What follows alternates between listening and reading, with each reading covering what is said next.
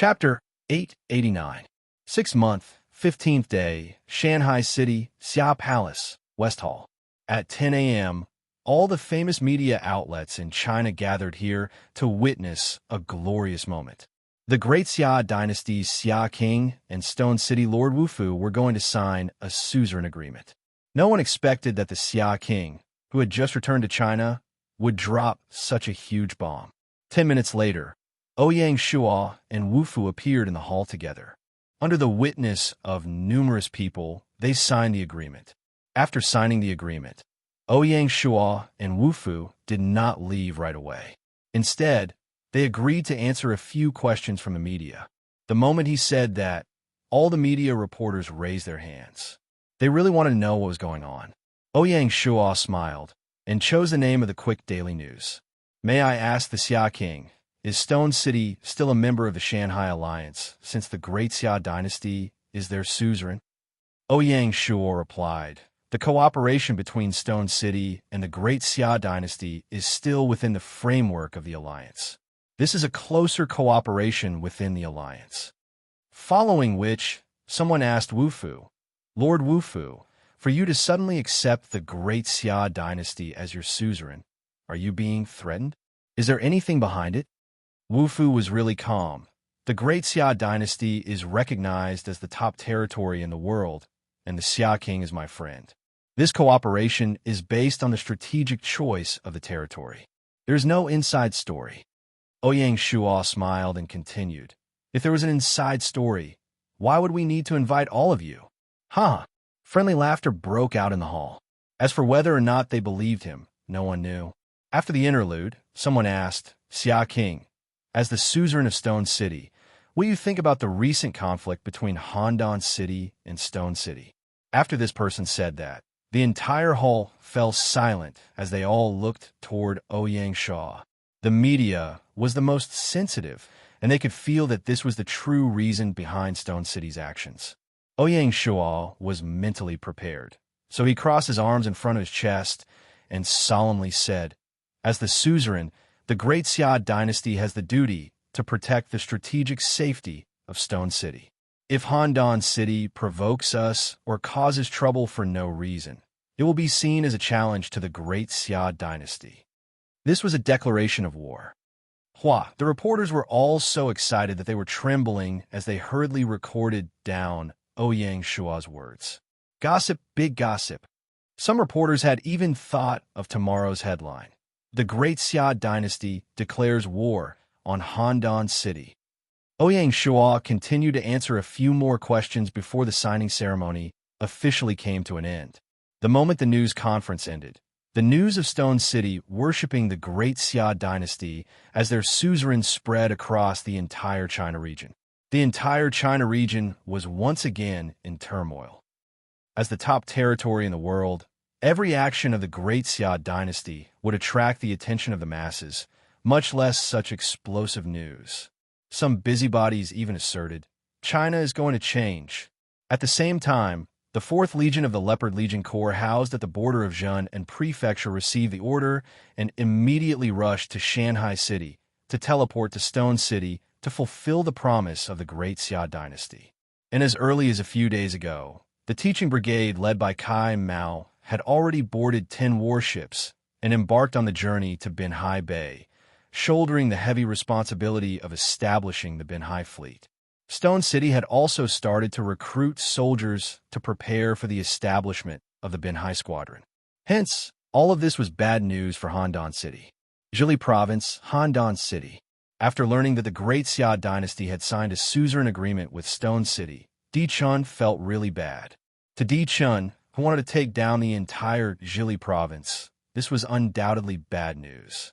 The Yanhuan Alliance had tried to enjoy the suzerain treatment in Yunnan City-State, but they did not get what they wanted. Who knew that the great Xia dynasty would snatch it first? It seems that our oppression of Stone City a while ago has backfired on us. Di Chun was a little regretful. He did not expect Wufu to be so useless, unable to handle a little bit of pressure. What a coward! Di Chun was furious. Di Chun's actions were not without reason. He wanted to take down Stone City, but was also worried that his actions would attract the attention of the great Xia dynasty. which was why he chose to compromise. Dichen wanted to use the method of boiling the frog in warm water to slowly eat away at Stone City. Who knew that this frog would not play by the rules and jump into the bowl of the great Xia dynasty without any hesitation? The old fox took advantage of us. Dichen was filled with regret. Juedai Fenghua was speechless. In truth, she had already reminded Dichen that he should either not do anything to Stone City, or he should deal a fatal blow and not give the great Xia dynasty a chance to interfere. Unfortunately, Dichen did not listen. Now, Stone City had totally sided with the great Xia dynasty, and the situation in the north was getting worse and worse for Handan City. Dichen gritted his teeth and suddenly said, "Since we have reached such a stage, I need to tell grandfather that we need to speed up the progress of that matter. If not, the old fox will really ride on our heads and shit all over us." The hibernating Yin-Huang alliance had never given up on preparing for their big move. Seeing that Silver Hand was not going to bother about the internal affairs of the China region, the old men of the 6 families of the Yin-Huang alliance could not sit still anymore. During this period of time, they would meet up every few days to plan a counterattack. Just as Dichen had said, if the Yin-Huang alliance did not come up with a big plan, they would be slowly eaten up by the great Xia dynasty. This concerned the life and death of their families, and the consequences were not something that young people like Dichen could handle. The old men of the 6 families knew that the great Xia dynasty was getting stronger by the day. Recently, they had been attacking overseas, and their foundations were getting stronger by the day. Their reputation in China was like the sun in the sky. Such an opponent was tough to deal with. The time left for the Yin-Huang alliance was getting less and less, and the chances for them to make mistakes were getting smaller and smaller. If they were like Dichen and the younger generation, where Ouyang Shua easily solved each time, the Yin-Huang alliance would have no way to survive. The current Yin-Huang alliance could not take such a huge blow. As a result, the old men had great foresight, using their wisdom and vision to bring out the art of compromise to the extreme. They were preparing for a huge plan, Plan Z. However, this plan was simply too huge, and the interests involved were too complicated. Along with the fact that it was a negotiation between 6 parties, each with different demands and animosity between them, it was not something that could be settled in a day or two. Originally, Dichen was patient, but after this matter, he could not sit still anymore. Juedai Fenghua's eyes lit up. She obviously knew about this matter and asked curiously, "How do we deal with the Feng family? That is a huge problem." Dichen was really confident. Grandfather will have a way. Dichen had enough information about his grandfather's ability. If he went all out, the entire China would be shaken. When Juedai Fenghua heard that, she was speechless. Afternoon, Shanghai City, Xia Palace. Using the chance of signing the agreement, Ouyang Shua had a detailed discussion with Wu Fu, and the results were pretty good. At least the 2 of them had the same goal and did not have many differences. Wu Fu was not Xianlong Dianxue, and he would not go to extremes. He was a pragmatist, and, from the start, he aimed for the interests of Planet Hope. As long as he could reach that goal, having absolute autonomy was not important. Yesterday, Ouyang Shua personally sent letters to Feng Qiuhuang and Gong Changshi to explain the agreement with Stone City. He wanted to remove any misunderstandings and prevent any problems in their hearts. Out of the members of the Shanghai Alliance, Mulan Yu and Bai Hua had submitted to the great Xia dynasty. Ouyang Shua had personally kicked Xianlong Dianxue out of the game, and now Wu Fu had fallen. Gong Changshi had visited Ouyang Shua, and the 2 of them had an ambiguous relationship. Regarding this, the outside world had spread rumors that Ouyang Shua was aggressive and that he had bad intentions when he formed the Shanghai Alliance. He wanted to swallow up his allies right from the start. Ouyang Shua could not defend himself, but luckily, he did not need to. The current Great Xia dynasty was not something that could be shaken by rumors. Those people who started the rumors were afraid of the Great Xia dynasty and did not even dare to speak in public. Towards such people, why would Ouyang Shua bother about them? However, even if Ouyang Shua did not bother about them, it did not mean that the others would not have problems. Especially Feng Qiuhuang, who was a strong woman. As the only seedling of the Shanghai alliance, some rumors would unavoidably affect Feng Qiuhuang's judgment. Hence, Ouyang Shuo needed to make things clear to Feng Qiuhuang to clarify their bottom lines. In truth, Ouyang Shuo had never planned to totally merge fallen Phoenix City into the Great Xia dynasty system. Although Bai Hua and Feng Qiuhuang were both famous lords in the wilderness, they were very different internally.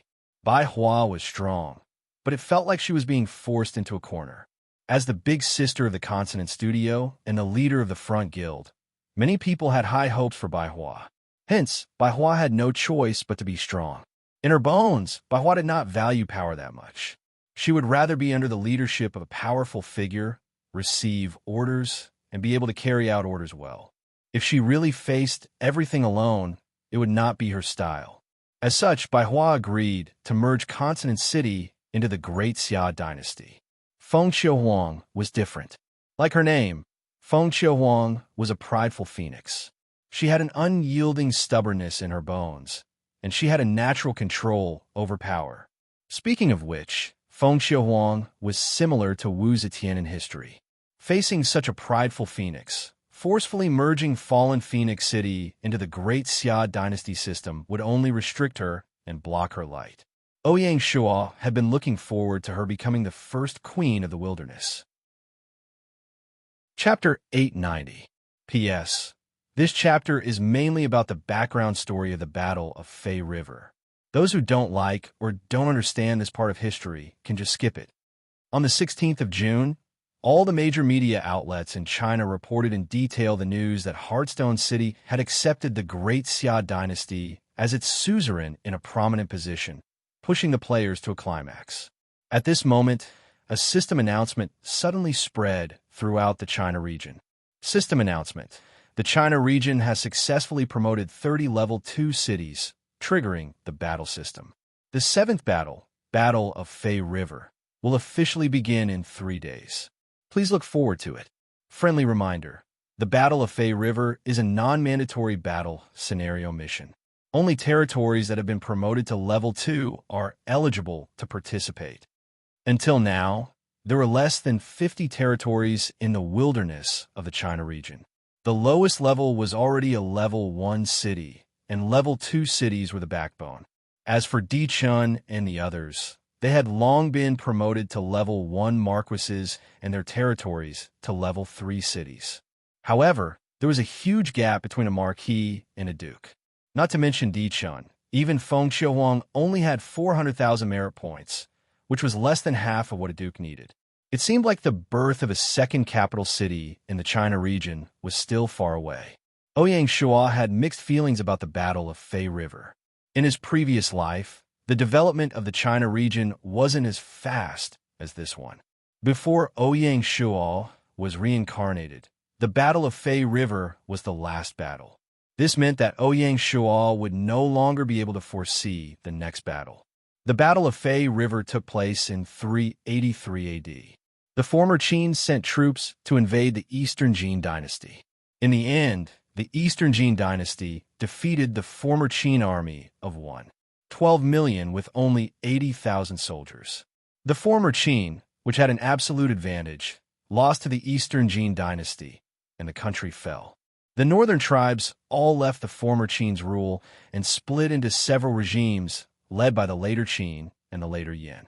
The Eastern Jin dynasty took this opportunity to invade the north and push the border to the Yellow River.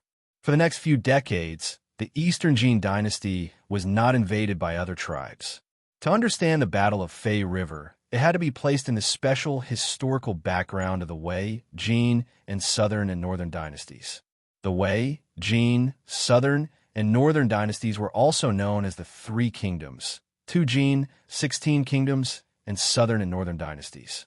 From Chao Pai's ascension to the Sui dynasty's conquest of Chun and unification of China, a total of 369 years had passed. This period was the period of the most frequent regime changes in China's history. Long-term separatist rule, continuous wars, and more than 30 dynasties of various sizes rose and fell in 300 years. The Wei, Jin, and Southern and Northern dynasties inherited the Han and Jin dynasties, and the Sui and Tang dynasties. During this period of time, each dynasty was short and chaotic. It was also during this special period that metaphysics, Taoism, Buddhism, and Persian and Greek cultures were introduced. Many new cultural factors influenced and permeated each other. This period was also a period of transformation and reform of the feudal dynasty system, and its position in history was no less than that of the pre-Qin dynasty. The system of the Sui and Tang dynasties was gradually developed and finalized during this period, and its influence lasted until the Northern Song dynasty. In the year 265, Sima Yin replaced Qiao Wei and established a new regime. The country was named Jin, and its capital was set at Luoyang. The three kingdoms were ended, and the world was once again unified. Unfortunately, this unified dynasty was only a flash in the pan. After the destruction of the kingdom of Wu, the aristocrats of the Western Jin dynasty became extravagant and corrupt. The political atmosphere was dark, and the aristocratic families were in charge. During this period, a large number of nomadic tribes moved inland and were taken in as slaves by the aristocratic families. At that time, the foreign tribes in Guangzhou and Liangzhou accounted for half of the local population. Because of the large number of people that moved in, it was the foreshadowing of the fall of the Western Jin dynasty and the Five Barbarians Rebellion. In the year 299, the Western Jin dynasty fought for the throne, which led to the Eight Lords Rebellion. It lasted for 7 years, and the ethnic groups that moved inland took the opportunity to raise their troops, causing the tragedy of the Five Barbarians Rebellion. A large number of people in aristocratic families moved south. The Five Barbarians Rebellion started from the fall of the Western Jin dynasty until the unification of the north by Xianbei and Northern Wei. It was also known as the Yongjia Rebellion, the sinking of the Central Plains and the fall of the Central Plains.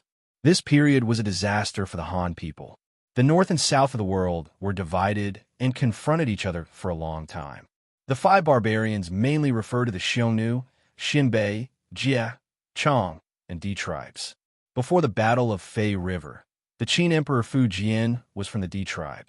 In the year 357, the king of the Eastern Sea, Fu Jian, launched a coup. He deposed the former Qin Emperor Fu Sheng and ascended the throne. He was known as the Heavenly King of the Great Qin dynasty and changed the era to Yongxing. In the next 30 years, the great Emperor Fu Jian put Wang Meng and the others in important positions. He strengthened the country and conquered the former Yan, former Liang, and Dai. Finally, he unified the north and formed a confrontation with the Eastern Jin dynasty. Fu Jian was an excellent monarch, and none of the emperors in the Jin dynasty could compare with him. During the conquest of the former Yan, former Liang, and Dai, Fu Jian never killed the captive emperors, generals, and ministers. Instead, he treated them well. This might be due to Fu Jian's generous character, but it was more likely due to political considerations. Because the Di tribe was a small tribe in the north, it was a big problem for them to control the other tribes. Faced with this situation, Fu Jian did not want to kill the leaders of the other tribes, which would cause unrest. He would rather use some tricks to control them and even give them considerable military power. This included Murong Chui, Yao Qi, and the others.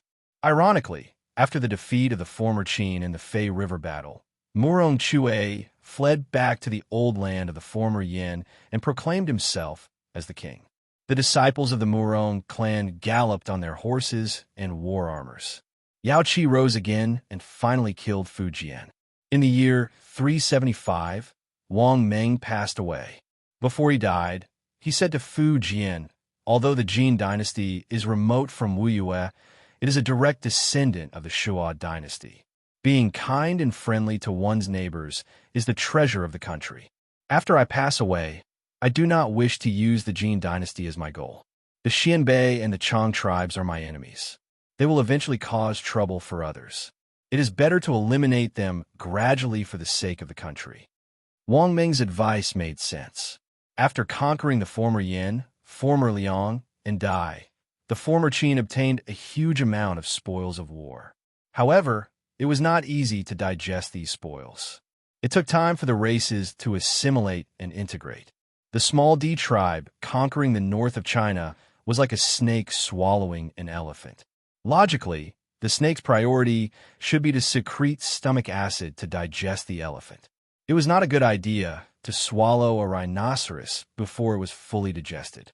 Wang Ming was worried about the snake's digestive ability. That was why he had warned Fu Jian earlier. However, Fu Jian's rise was a history of continuous success. This gave Fu Jian a strong sense of self-confidence. He did not believe that his luck would stop. Fu Jian happily thought, swallowing another rhinoceros is not a problem. Unifying the world was a huge temptation. Fu Jian could not resist this temptation. Therefore, 7 years after Wang Ming's death, Fu Jian felt that the time was ripe and decided to attack the Eastern Jin dynasty. In the year 377, the former Qin intensified their attack on the Eastern Jin dynasty. That year, the former Qin used 170,000 troops to attack the Eastern Jin dynasty. Xianyang City defended for a year before falling. The Eastern Jin dynasty's governor of Yongzhou, Zhu Su, was captured. According to Fu Jian's usual practice of using captives, Zhu Su was recruited as a former Qin official. However, Zhu Su did not give up. Instead, he played the role of a high-level spy and played a major role in the Battle of the Fei River. In the year 383, the former Qin emperor Fu Jian decided to use all the power of the country to conquer the Eastern Jin dynasty. He ordered that every 10 men in the country would be selected to recruit an army. He also ordered that all the horses in the country, be it public or private, be used by the expeditionary army. Thus, 870,000 troops were gathered.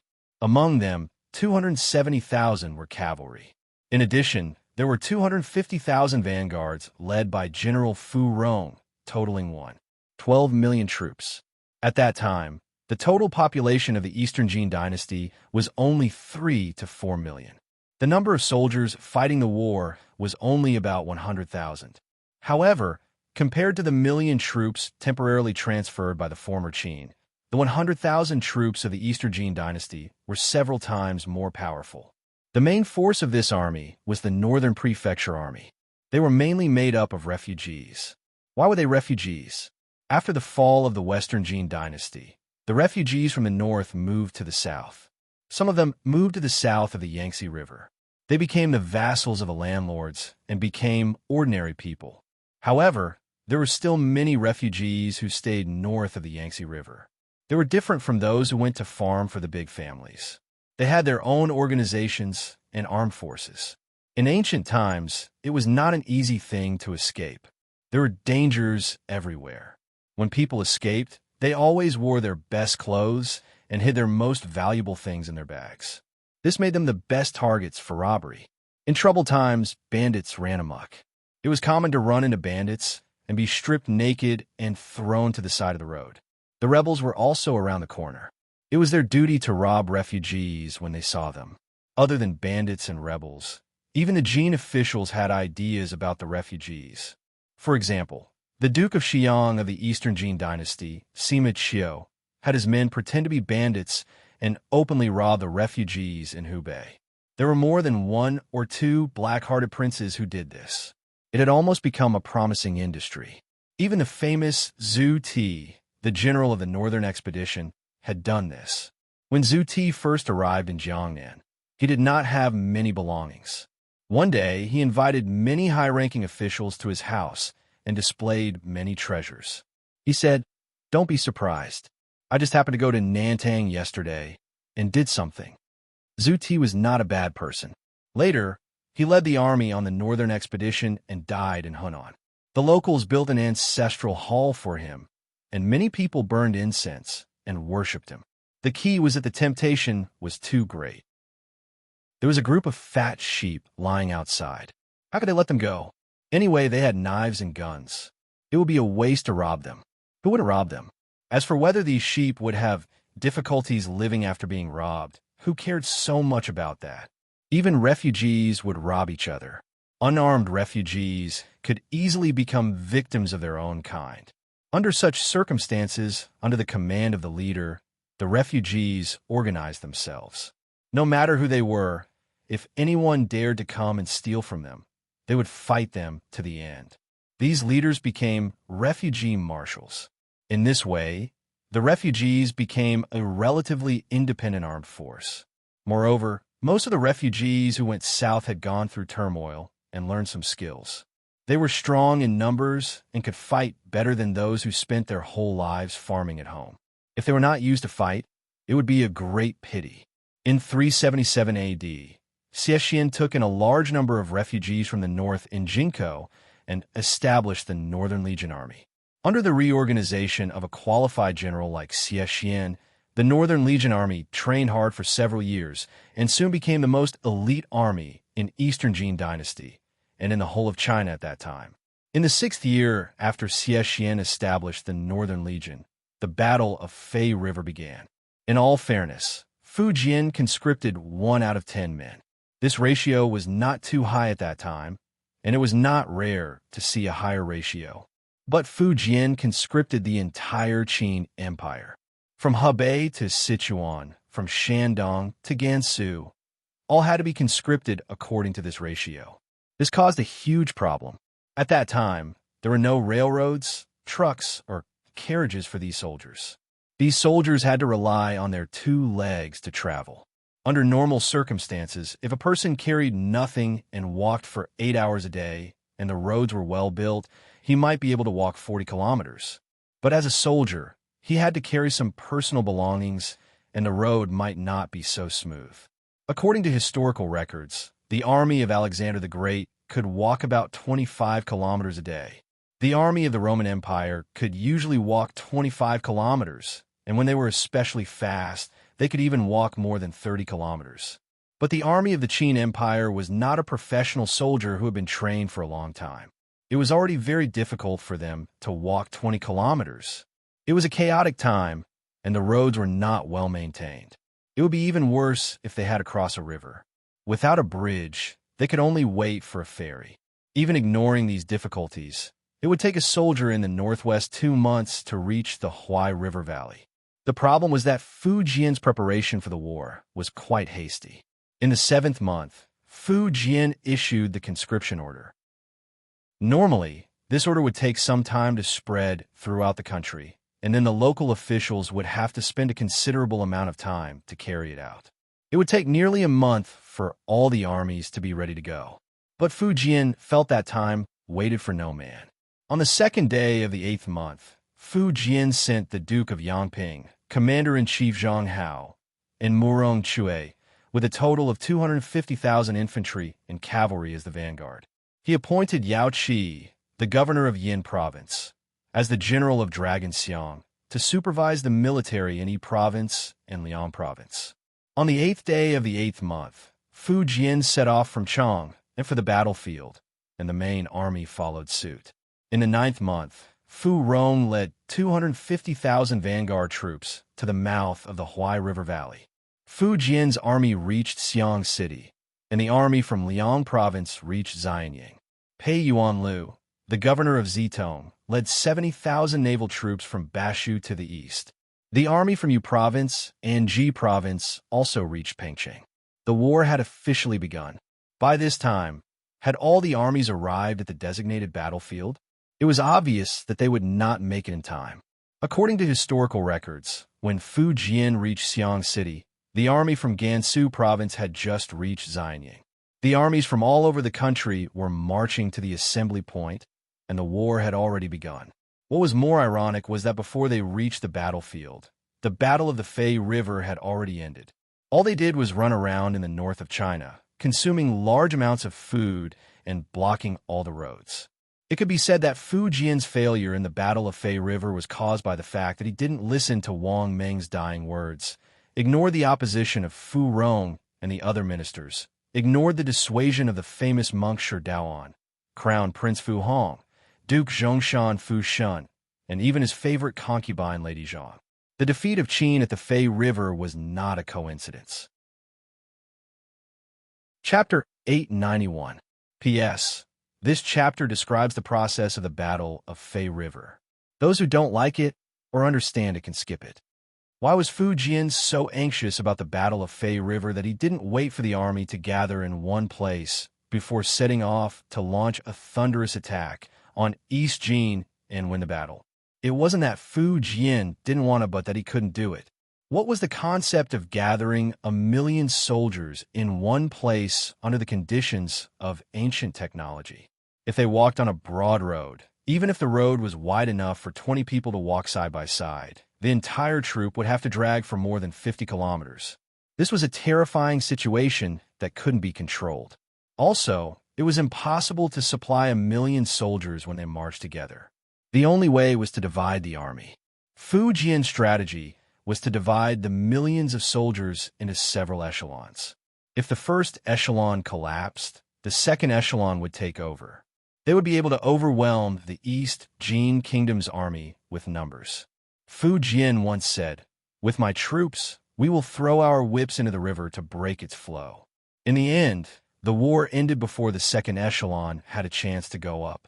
Compared to the hidden dangers of the former Qin, East Jin before the Battle of Fei River was a different story.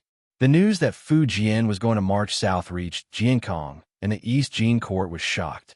At that time, the main military power of East Jin was divided into two parts. One was the Huancheng army stationed in Jingzhou, and the other was the North Mansion army station in Huainan, led by Xie Shi and Xie Xian. Judging from the direction of Fu Jian's attack, the North Mansion army would be the main fighting force. Xie Xian was very anxious and asked the number one figure of East Jin, Xian, for orders. Xian was only a polite prime minister and didn't have any good ideas. He could only say vaguely, "The court has other arrangements." In fact, there was no arrangement at all. Xie Xian could only rely on himself. Huancheng of Jingzhou was also very anxious and sent 3,000 elite soldiers to protect Jiankong.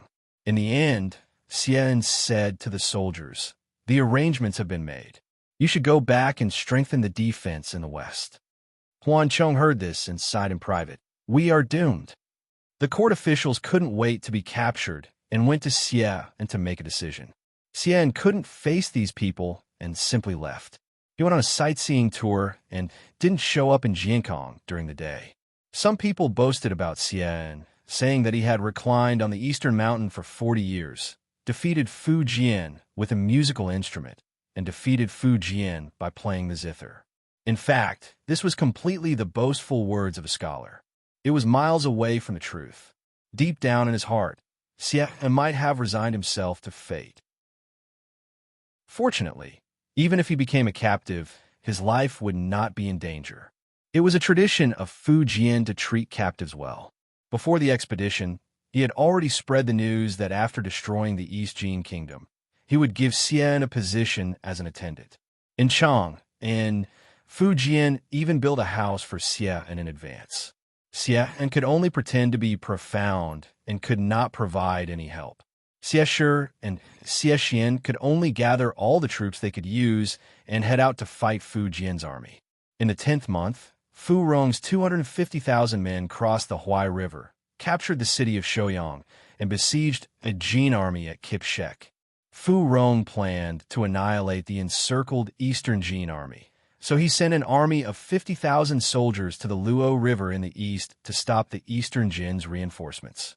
At that time, Fu Jian's main force was still moving out. Fu Jian himself led a part of the army to Xiang City. The encircled Jin army wrote a letter to Xie Xian asking for help. Unexpectedly, the letter was intercepted by Fu Rong. Fu Rong happily thought that the end of the Jin army was near and immediately sent news of victory to Fu Jian. Fu Jian was delighted to hear this and immediately led 8,000 cavalrymen to Shouyang to meet with Fu Rong. The rest of the main force was still advancing slowly on the road. Xie Xian and the 70,000 soldiers of the North Mansion army entered the Luo River, intending to rescue the trapped Jin army. However, with the 50,000 Qin soldiers between them, the North Mansion army had no choice but to attack. One of Xie Xian's generals, Lu Laoji, led 5,000 elite soldiers to attack the Qin army at night. The Qin army was unprepared and collapsed. Just like all battlefield collapses, the soldiers could not determine the number of enemies and could not organize an effective resistance. They could only run for their lives. Panicked, the soldiers rushed to the Huai River. The former Qin generals could not stop the collapse and were either killed or captured. As a result, 15,000 Qin soldiers were killed and their weapons and rations fell into the hands of the Jin army. The 50,000 Qin soldiers were completely destroyed by the sudden attack of 5,000 enemies. This seemed to be a preview of a bigger collapse in the future. This failure shocked Fu Jian. This was the first time he had felt fear since he had set out on this expedition. After the victory at the Luo River, the main force of the Jin army continued to advance and met with the encircled Jin army. At this point, the 80,000 Jin soldiers on land and water were gathered and stationed at the east of the Fei River. At this moment, a person who decided the turning point of the battle at the Fei River appeared. He was Zhu Su, the provincial governor of Yongzhou of eastern Jin, who was captured by Fu Jian. After Zhu Su was captured, Fu Jian gave him preferential treatment according to tradition. Zhu Su was appointed by Fu Jian as an envoy to persuade the Qin army to surrender. Unfortunately, not only did Zhu Su not persuade the Qin army to surrender, but he also said to Xie Shi, although the Qin army has 1 million soldiers, they are still marching. If they concentrate their forces, the Jin army will not be able to resist. Now the situation is different. We should attack quickly while the Qin army is not fully here. As long as we can defeat their vanguard and weaken their morale, we can defeat the 1 million Qin army.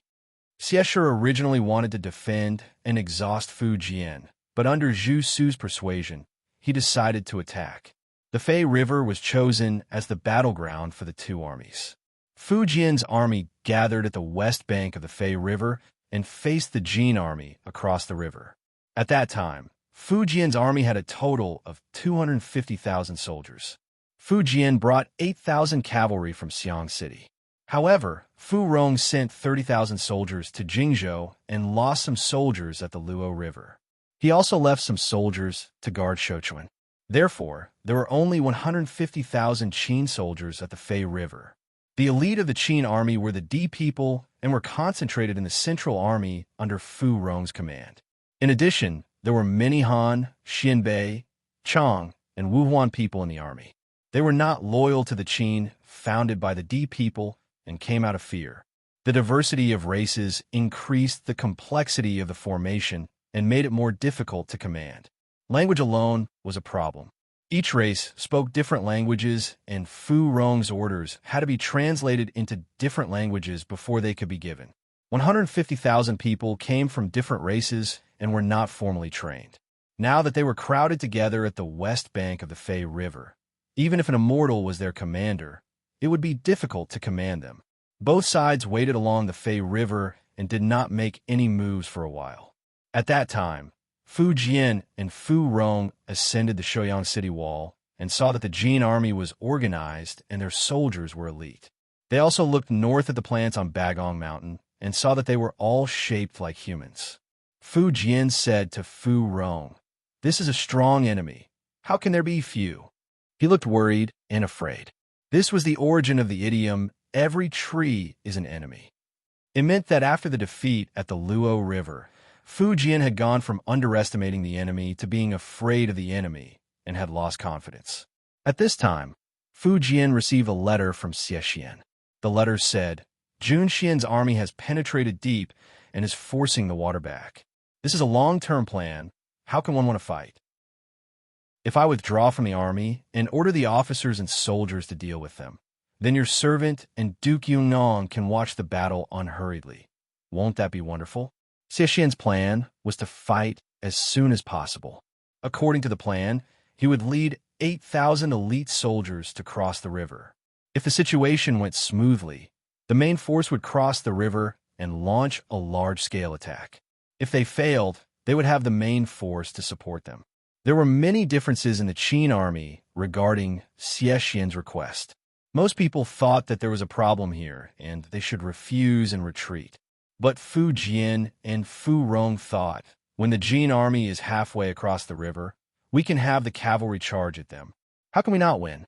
Therefore, Fu Jian ordered the army to retreat. Fu Jian's idea seemed to be right. The Qin army was waiting for the Jin army to cross the river and had a great tactical advantage. But Fu Jian neglected one point. Did he have the ability to order his army to retreat in an orderly manner? Fu Jian only considered the enemy on the other side of the river and did not realize that the 150,000 soldiers around him could be a more dangerous enemy. The order to retreat was given and chaos broke out. Let's imagine how an ordinary Qin soldier would feel during this retreat. He was among the 150,000 soldiers. Looking around, there was a sea of people in all directions. He had always lived in the north and never dreamed that he would come to this place called the Fei River. He knew that a bloody battle was about to break out, and he could die in this strange place. He was not sure how powerful the Jin army on the other side of the river was, but he heard that many of his men died in the Battle of Luo River not long ago. Thinking of this, he was very nervous, but the population density around him was so high that it would not relieve his pressure. Instead, it would make him more nervous.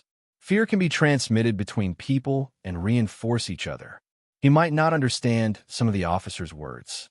Even if he and his captain spoke the same language, it would be hard for him to understand them. The officer said, "We should retreat 500 meters to let the Jin army cross the river. Then we can come back and fight them, driving them into the river." This was too complicated for him. Besides, the officer might not have given him such a detailed explanation. All he knew was that the officer wanted him to retreat, but he did not know why they should retreat. Okay, everyone should turn back and walk. They knew that the Jin army was behind them and could charge at them at any time. This thought naturally made them feel dangerous. It was easy to imagine that some of them would speed up. The more they thought about the Jin army behind them, the faster they would walk. He still had a wife and a child. He did not dare to die. As soon as they walked fast, the people around them could not help walking fast. Seeing that the people around them walked faster and faster, they naturally became more and more afraid. This was a terrible positive feedback. If it was allowed to develop, the ending would be that everyone would run together. Logically, there should be an external force to interrupt this positive feedback. This external force was the commander of the army. But facing such a complicated organization and such a large number of people, it was difficult for the commander to deal with them. At that time, there were no decent communication measures. Except for military flags and bugle drums, they could only rely on shouting. It was difficult for junior officers and senior generals to contact each other. Plus the language barrier, it was even more difficult. The junior officers probably did not understand the development of the situation. Was the Jin army attacking? Had he already defeated his opponent? Should they retreat or retreat? He was likely to be involved in the torrent and was running with all his might. By the time the chaos had spread, even the military officers were powerless to stop it. The power of fear was boundless. They watched as 150,000 people changed from marching to walking and from walking to running. At this critical moment, Xiexian's troops had already started to cross the river. Fu Rong saw that the situation was out of control and wanted to restore order. Unfortunately, Fu Rong ran too hastily and was hit by the chaotic army. As a result, his warhorse fell down and Fu Rong, who had lost his mount, was killed by the Jin army. After the Jin army crossed the river, they did not encounter any resistance. What appeared in front of them was the delightful scene of the Qin army running around and trampling on each other. Xiexian did not hesitate and immediately gave the order to chase. The Qin army ran all the way to Qingang in one breath. They were very determined to escape. No power could stop them. Those who fell were trampled to death, and those who were trampled to death were hidden in the wilderness. These defeated troops ran until night and still could not bear to rest. They ran forward day and night. When they heard the sound of the wind and cranes, they all thought that it was the pursuers of the Jin army. Fear had already penetrated into their bones. At this point, the 150,000 Qin army suddenly disintegrated. Fu Jian was also shot by a stray arrow. At that time, it was extremely chaotic. No one cared about the life and death of the emperor. Fu Jian rode alone to Huaibei. The Jin army obtained 10,000 pieces of brocade and 100,000 cows, sheep, donkeys, and mules. Fu Jian's army collapsed without even fighting. The direct reason was that the army retreated for such a short distance. This ending would be inconceivable to a modern commander, but under the conditions at that time, it was the truth. When the sun rose in the east, there were still 150,000 Qin soldiers on the west bank of the Fei River. When the sun set, there were no more Qin soldiers on the west bank of the Fei River. Under the light of the setting sun, there were only trampled corpses that were beyond recognition. The fate of the Qin Empire sank with the setting sun. The soldiers who had not reached the Fei River immediately scattered when they heard the news of the Fei River's defeat. The 800,000 soldiers that Fu Jian had painstakingly sent out were not of any use and were all disintegrated.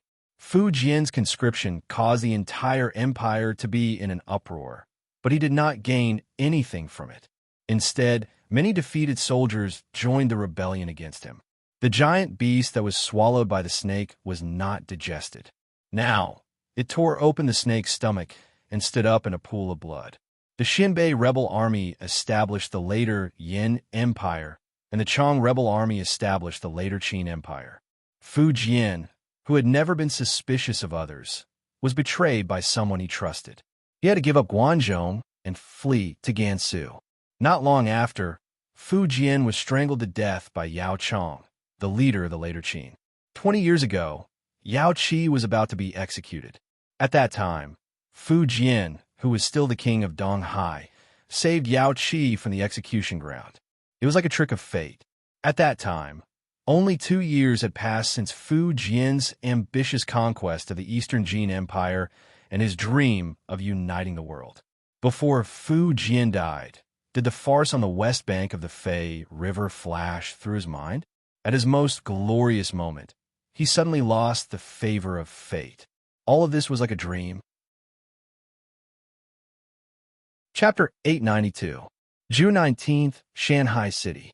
In the 3 days of preparation, Ouyang Shuo was not only making all sorts of preparations for the Fei River battle, but he was also paying attention to the progress of the Mediterranean Sea negotiations.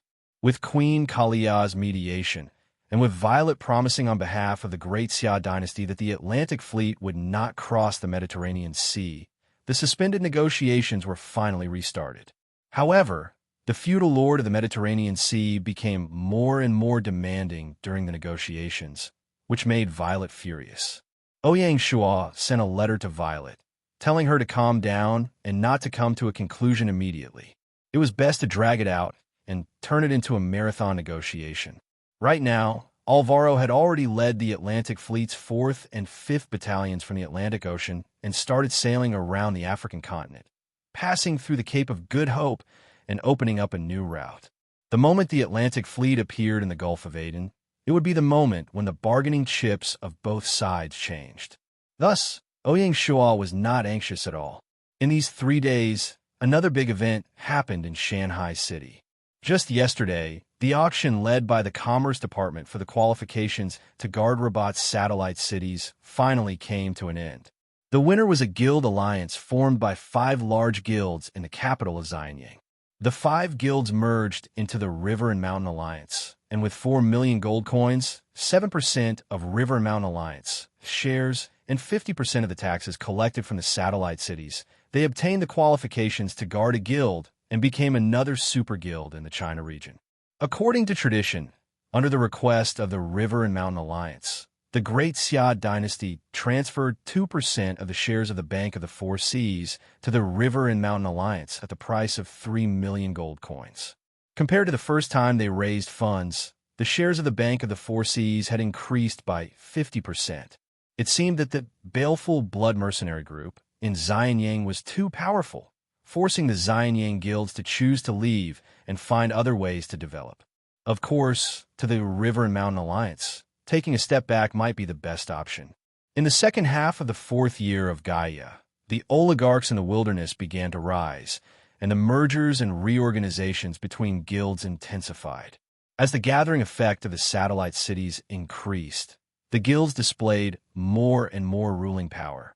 To the other guilds, Reorganizing the strong was a way to stand out.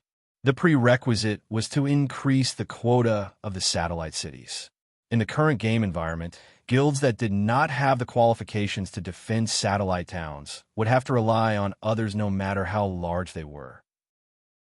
The defending guilds would be wary of them, and it would be very difficult for them to truly rise up. There are only two ways to increase the number of satellite cities. The first was to promote the territory to a capital city, and the second was to destroy the country. As for the capital city, there seemed to be no hope for it. They could only hope for the destruction of the country. Because of this, many guilds had expressed goodwill towards the Great Xia dynasty recently. The guilds that failed in the bidding had already booked tickets to the next auction. Who in the China region didn't know that the Great Xia dynasty was the true powerhouse in the Kingdom War? However, Ouyang Shuo remained indifferent. He no longer had any interest in playing some sort of alliance game with these guilds. Simple, use real money to exchange for it. As early as a few months ago, Ouyang Shuo had been doing his homework about the Battle of the Fei River. He had thoroughly studied the battle and knew the cause and effect of the battle. Ouyang Shuo wanted the inner scenery of the Golden Court scripture, which was the highest reward of the East Jin Kingdom. Therefore, Ouyang Shuo had no choice but to join the East Jin Kingdom's camp. If that wasn't the case, Ouyang Shuo would have chosen to join the former Qin camp and launch another counterattack. In Ouyang Shuo's view, if the mutant army joined, the former Qin camp would have a bright future. As long as the situation was stabilized and the situation didn't collapse, the East Jin Kingdom wouldn't be easy to fight against the former Qin army, who had the absolute advantage in terms of military strength. Fortunately, Feng Qiuhuang and the others were kind enough. After knowing that Ouyang Shuo had chosen to join the East Jin Kingdom's camp, they all chose to fight alongside him. Ouyang Shuo had already announced on the forum that he had chosen to join the East Jin Kingdom's camp. If the Yellow Emperor Alliance also chose to join the East Jin Kingdom's camp, then this battle would be too boring. Ouyang Shuo had already announced that no matter if Di Chun and the others were willing or not, they could only choose to join the former Qin camp. As for how the other lords would choose, Ouyang Shuo didn't really care. Some people on the forum said that as the battle between the Yin-Huang Alliance and the Xia dynasty became more and more intense, the North Chuan city-state and the South Chuan city-state, which were in the middle of the whirlpool, would have internal conflicts and start a new round of battles. The Fei River battle was a test to test the strength of the lords. Ouyang Shuo scoffed at this. The player's way of thinking was too simple. It was undeniable that the Great Xia dynasty and the Yellow Emperor Alliance had hidden many chess pieces in the two city-states. However, no one would be stupid enough to expose these chess pieces in the battle. If anyone really judged the other party's chess pieces based on the battle's camp selection, they would be at a great disadvantage. The battle in the wilderness of the China region already felt like a battle between feudal lords. It was complicated and treacherous, and it wasn't something that normal players could understand.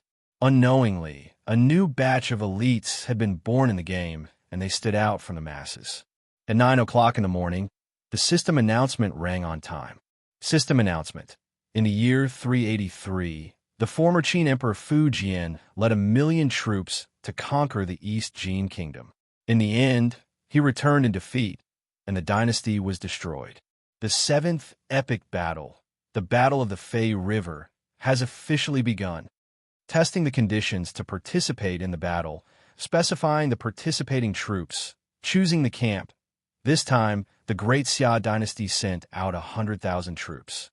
Ouyang Shuo chose the 2nd Legion of the Imperial Guards, the 1st formation of the Cliff Mountain Fleet, the Marine team directly under the Navy Command Division, plus the 3,000 Godly Guards and an aerial team. The Marine team directly under the Navy Command Division had already finished their training in the Special Operations Training Base and had officially entered the actual combat stage. This time, Ouyang Shuo brought the Marine team into the battle to give them a chance for actual combat. The aerial team had already become the standard for the Great Xia dynasty to participate in battles. Even if they couldn't effectively kill the enemy, they could at least be used as a scouting sword. After the setup was completed, Ouyang Shuo heard the system notification. System notification. Teleportation has begun. After a short period of dizziness, Ouyang Shuo and the others appeared in the Fei River battlefield. System notification. Welcome player not wearing anything to the East Jin Dynasty camp. East Shore military camp. East shore of the Fei River? Ouyang Shuo froze. According to the history of the war, if the East Jin Dynasty camp was at the Fei River, then Gaia had skipped all the prelude and directly pushed the Battle of the Fei River to the most crucial step. In other words, the two armies were facing each other across the Fei River, and the war could break out at any time. The Fei River was also known as the Fertilizer River, and it originated from the General Ridge between Feishi and Shou County. It was divided into two branches. The branch that flowed northwest for 200 miles out of Shou County and into the Huai River, while the branch that flowed southeast flowed into Xiao Lake. The battle took place at the southeast branch of the Fei River, and it wasn't very spacious. The torrential river water that flowed down from the General Ridge gradually calmed down. Because of this, the East Jin Dynasty army could easily cross the river during the battle. Without much time to think, Ouyang Shuo completed the registration as usual, and then met up with Feng Xiaohuang and the others. This time, the 2nd Imperial Guard Corps and the Divine Martial Guards appeared in the military camp, while the Cliff Mountain Fleet's 1st Formation, Marine Team, and the Aerial Team appeared at the Huai River and were stationed with the East Jin Dynasty Navy. Ouyang Shuo believed that Xiongba, Battle Wolf, Di Chun, and the others might have brought the Navy to help, so that the Cliff Mountain Fleet wouldn't be able to control the Huai River. In the history of the Battle of the Fei River, the effect of water battles wasn't very obvious. Because of the appearance of the mutant army in the game, the situation would be different and there would be many more variables. Not long after, the participating mutant army was teleported to the battle map. Just as Ouyang Shuo met up with Feng Xiaohuang and the others, he heard a series of battle announcements. Battle announcement. A total of 30 lords participated in the Battle of the Fei River, with a total of 620,000 soldiers. The East Jin Dynasty has 13 lords, with a total of 370,000 soldiers. The former Qin Dynasty has 17 lords, with a total of 400,000 soldiers. For the Battle of the Fei River, all the qualified lords were present, and none of them were absent. Firstly, the lords of the 2nd-level county cities were all 2nd-rank marquises, and they could bring 20,000 soldiers into the battle map. They already had the capital to participate in the battle, and they didn't have to worry about being used as cannon fodder. Secondly, the competition in the wilderness was getting more intense, and the surviving lords didn't want to give up on any opportunity to gain merit points. Not only that, but the total military strength of both sides was basically equal. The former Qin Dynasty had more lords, but it wasn't because the Yin-Huang alliance was more popular, but because they had 7 members.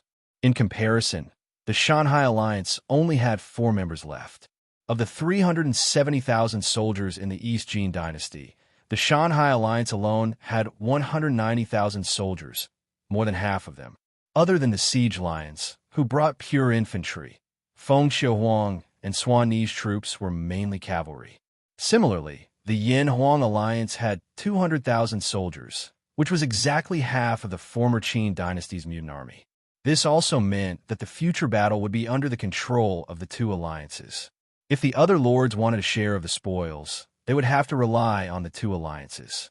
Battle announcement. Because the East Jin Dynasty's military strength is weaker than the former Qin Dynasty's, according to the battle rules, the East Jin Dynasty's army will automatically receive a 5% increase in defense.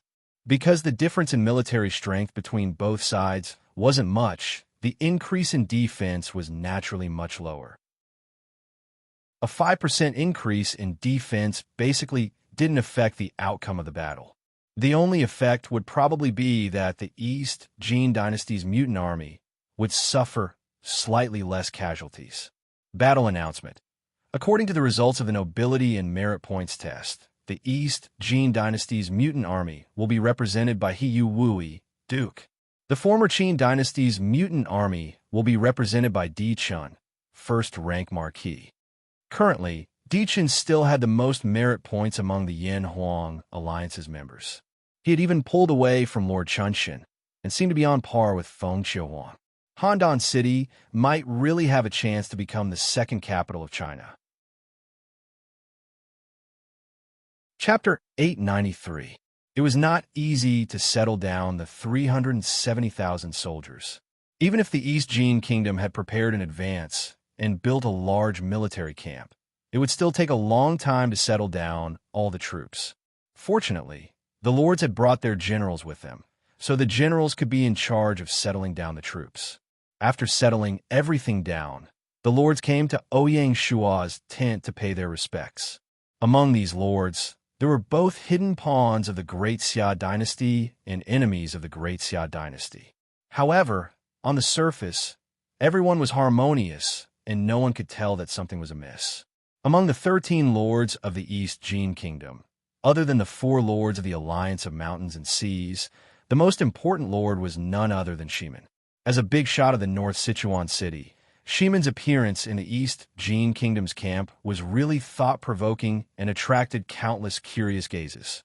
Shimin, on the other hand, had a leisurely expression and ignored all the gazes that were cast at him. The atmosphere in the tent was a little strange. Before Ouyang Shua said anything, the lords communicated with each other and carefully probed. The current situation of the battle was unclear, so Ouyang Shua did not make any promises. He only said, everything will wait until I meet the 2 generals, Xie Shi and Xie Xian, and find out more about the situation. The lords were all delighted when they heard that. They had rushed here just for this sentence from Ouyang Shua. The battle had just begun, and the lords were all confused. The most important thing now was not to kill their way to the other side, but to find out more information. As the representative of the dissimulated humans, Ouyang Shua naturally had a unique advantage. If that's the case, we won't disturb you anymore. After receiving confirmation, the lords naturally got up and bid farewell. A bunch of snobs, Feng Qiuhuang said indignantly as he looked at the lords leaving. Ouyang Shua smiled. We're just using each other. You don't have to mind. I just can't stand it. Ouyang Shua did not argue. Seeing that it was almost noon, it was not appropriate for him to visit Xie Shi and Xie Xian. He could only wait. Just like that, the morning passed quietly. At 3 o'clock in the afternoon, Ouyang Shua led his personal guard to the central camp to greet Xie Shi and Xie Xian. The purpose of this visit was firstly to familiarize himself with the Inhumans and report the basic situation of the Inhuman army as a representative. Secondly, it was to find out how far the war had progressed. Ouyang Shua wanted to know if the letter that Xie Xian had written to Fu Jian had been sent out yet. This was a crucial part of the campaign. It was precisely because Fu Jian's army had taken the initiative to retreat that they had collapsed without even fighting. On the way there, Ouyang Shua briefly recalled the situation of Xie Shi and Xie Xian. Xie Shi, courtesy named Shinu, Xie An's younger brother. Fu Jian led his army to the south. The imperial court dismissed Xie Shi from his position as the Minister of Fire and appointed him as the conquering general, as well as the governor of the punitive expedition. He commanded his nephews Xie Yan, Xie Xian, and the West Lieutenant General Huan Yi to lead the resistance. The reason why Xie Shi was able to take up this position and hold such a high position was not only because of his own ability, but also because of his background. At that time, the imperial court of the East Jin Kingdom was almost controlled by the Wang family of Langia and the Xie family of Qin Commandery, where Xie Shi was from. As Xie An's younger brother, Xie Shi's meteoric rise was naturally not surprising. Therefore, in terms of real ability to command troops, Xie Shi was far from the other generals of the same level in history. He was not worthy of Ouyang Shua's discerning eyes. Of course, Xie Shi was not completely useless. Otherwise, how could Xie Shi stand out among the countless descendants of the Xie family of Qin Commandery? In the Battle of Fei River, the main force of the East Jin Kingdom was the 70,000 North Mansion army. At that time, Xie Shi led 10,000 navy along the Huai River and Fei River, blocking the route of the former Qin army to the south. Xie Shi's plan to wear down the Qin army was not unreasonable. Fu Rong was trapped in Shouyang and could not advance further because he had to cross the Fei River. However, Xieshur's navy had already arrived and could not seize the advantage on the water. It was difficult to cross the Fei River. Although Xieshur's navy could not pose a threat, they were blocked at the Fei River, so Fu Rong could not solve the problem of breaking the navy. Xie quickly advanced, and in less than 20 days, the army arrived at Shouyang, ending the stalemate between the two armies at the Fei River. Therefore, Xieshur's navy was quite successful. However, Xieshur's role in the Fei water battle had always been neglected because Xie had been shining so brightly in this battle. He had outshone everyone else. Xie, courtesy named Yudu, was Xie's nephew. He had the ability to govern the country and was good at managing the army. In the early years, Xie was a general under Grand Sima Huanwen. In the second year of Taiyuan, in order to resist the invasion of the former Qin, Xie recommended Xie to be the general of Jinwu, the governor of Yinzhou, and the prime minister of Guangling, overseeing the military in Jiangbei. Xie recruited the brave men from the north and formed an elite troop called the Northern Legion. In the fourth year of Taiyuan, he led his troops to defeat the attack of the former Qin army. He was given the title of champion general and was promoted to the position of provincial governor of Shuzhou. Xie also had an elder sister who was rather famous. She was the talented woman of the Eastern Jin dynasty, Xie Daoyan. She was also the wife of Wang Shi's second son, Wang Ningzhi. Unfortunately, Wang Ningzhi was not only mediocre, but also incomparably inflexible. Talented Xie Daoyun fell into desolation, and in her later years, she became a widow for the rest of her life. During the Fei water battle, Xie was the vanguard commander. He sent his subordinate Lu Laoji to launch a night attack on Luo River, achieving victory in the first battle. Then, he seized the opportunity to cause the Qin army to retreat and create chaos. He seized the opportunity to launch a ferocious attack, achieving victory despite being outnumbered. Compared to his uncle Xieshur, Xie was still the real deal. He was a rare military talent, and the only person Ouyang Shua paid attention to. Similarly, Xie's steady rise in rank was closely related to his family background. The Eastern Jin dynasty implemented a 9-rank system, which meant that there were no poor families among the upper ranks and no landowning families among the lower ranks. In the society of that time, scholars from poor families had almost no chance of standing out. In the central tent, Ouyang Shua met with Xieshur and Xie. Xieshur was 56 years old, a white-haired old man. He had passed away 6 years ago due to illness. In ancient times, he could already be considered a very old man. Xie just happened to be 40 years old. Ironically, he had passed away a year before Xieshur. In ancient times, those who spent most of their time on the battlefield would usually carry a body full of illnesses. Those who could live for a long time were few and far between. How could a mutant be without clothes? Greetings, Governor. Ouyang Shua bowed. Dispense with the formalities. Xieshur waved his hand and asked, "How strong is the mutant army?" Ouyang Shua gave a brief introduction. When Xieshur and Xie heard this, they looked at each other in surprise. The size of the mutant army was enough to crush the North Prefecture army. After all, no matter how strong the North Prefecture army was, it could not compare to the elite troops of the various territories. It was awkward for a weak army to lead a strong army. Fortunately, Xieshur was experienced and thick-skinned. He asked, "What do you think about this battle?" Ouyang Shua did not have stage fright. He took the opportunity to analyze the advantages and disadvantages of both sides. In the end, he said, if the former Qin did not have the support of the 400,000 mutant army, this would be a good opportunity for us to attack first and win the battle. But now that the enemy has 400,000 mutant soldiers, we can't act rashly. Moreover, the enemy has the support of the navy. If we force our way across the river, it will be difficult. Now that both sides have stationed troops on both sides of the Fei River, whoever attacks first will be at a disadvantage. When Xieshur and Xie heard this, they looked at each other, speechless. A trace of depression flashed across Xiexin's face. To think that he was so proud of the victory at Luojian. He said, "So, the Qin army will not agree to my suggestion to retreat?" Ouyang Shua shook his head. "If I were Fu Jian, I would definitely agree." Xie Xian did not understand. Ouyang Shua said lightly, "Even if the Qin army agrees, do we dare to cross the river?" Xie Xian was speechless. Ouyang Shua said, "Our advantage now is that we are fighting on our own territory, which is convenient for logistics. On the other hand, the Qin army has increased by 400,000 soldiers. For them, logistics will be a huge problem. As mentioned before, in ancient times, when a large number of troops were stationed in one place, it was a huge challenge for logistics. At the moment, there were 550,000 soldiers stationed on the west bank of the Fei River, which was beyond the Qin army's ability to supply." Xie asked, "You mean we should just drag it out like this?"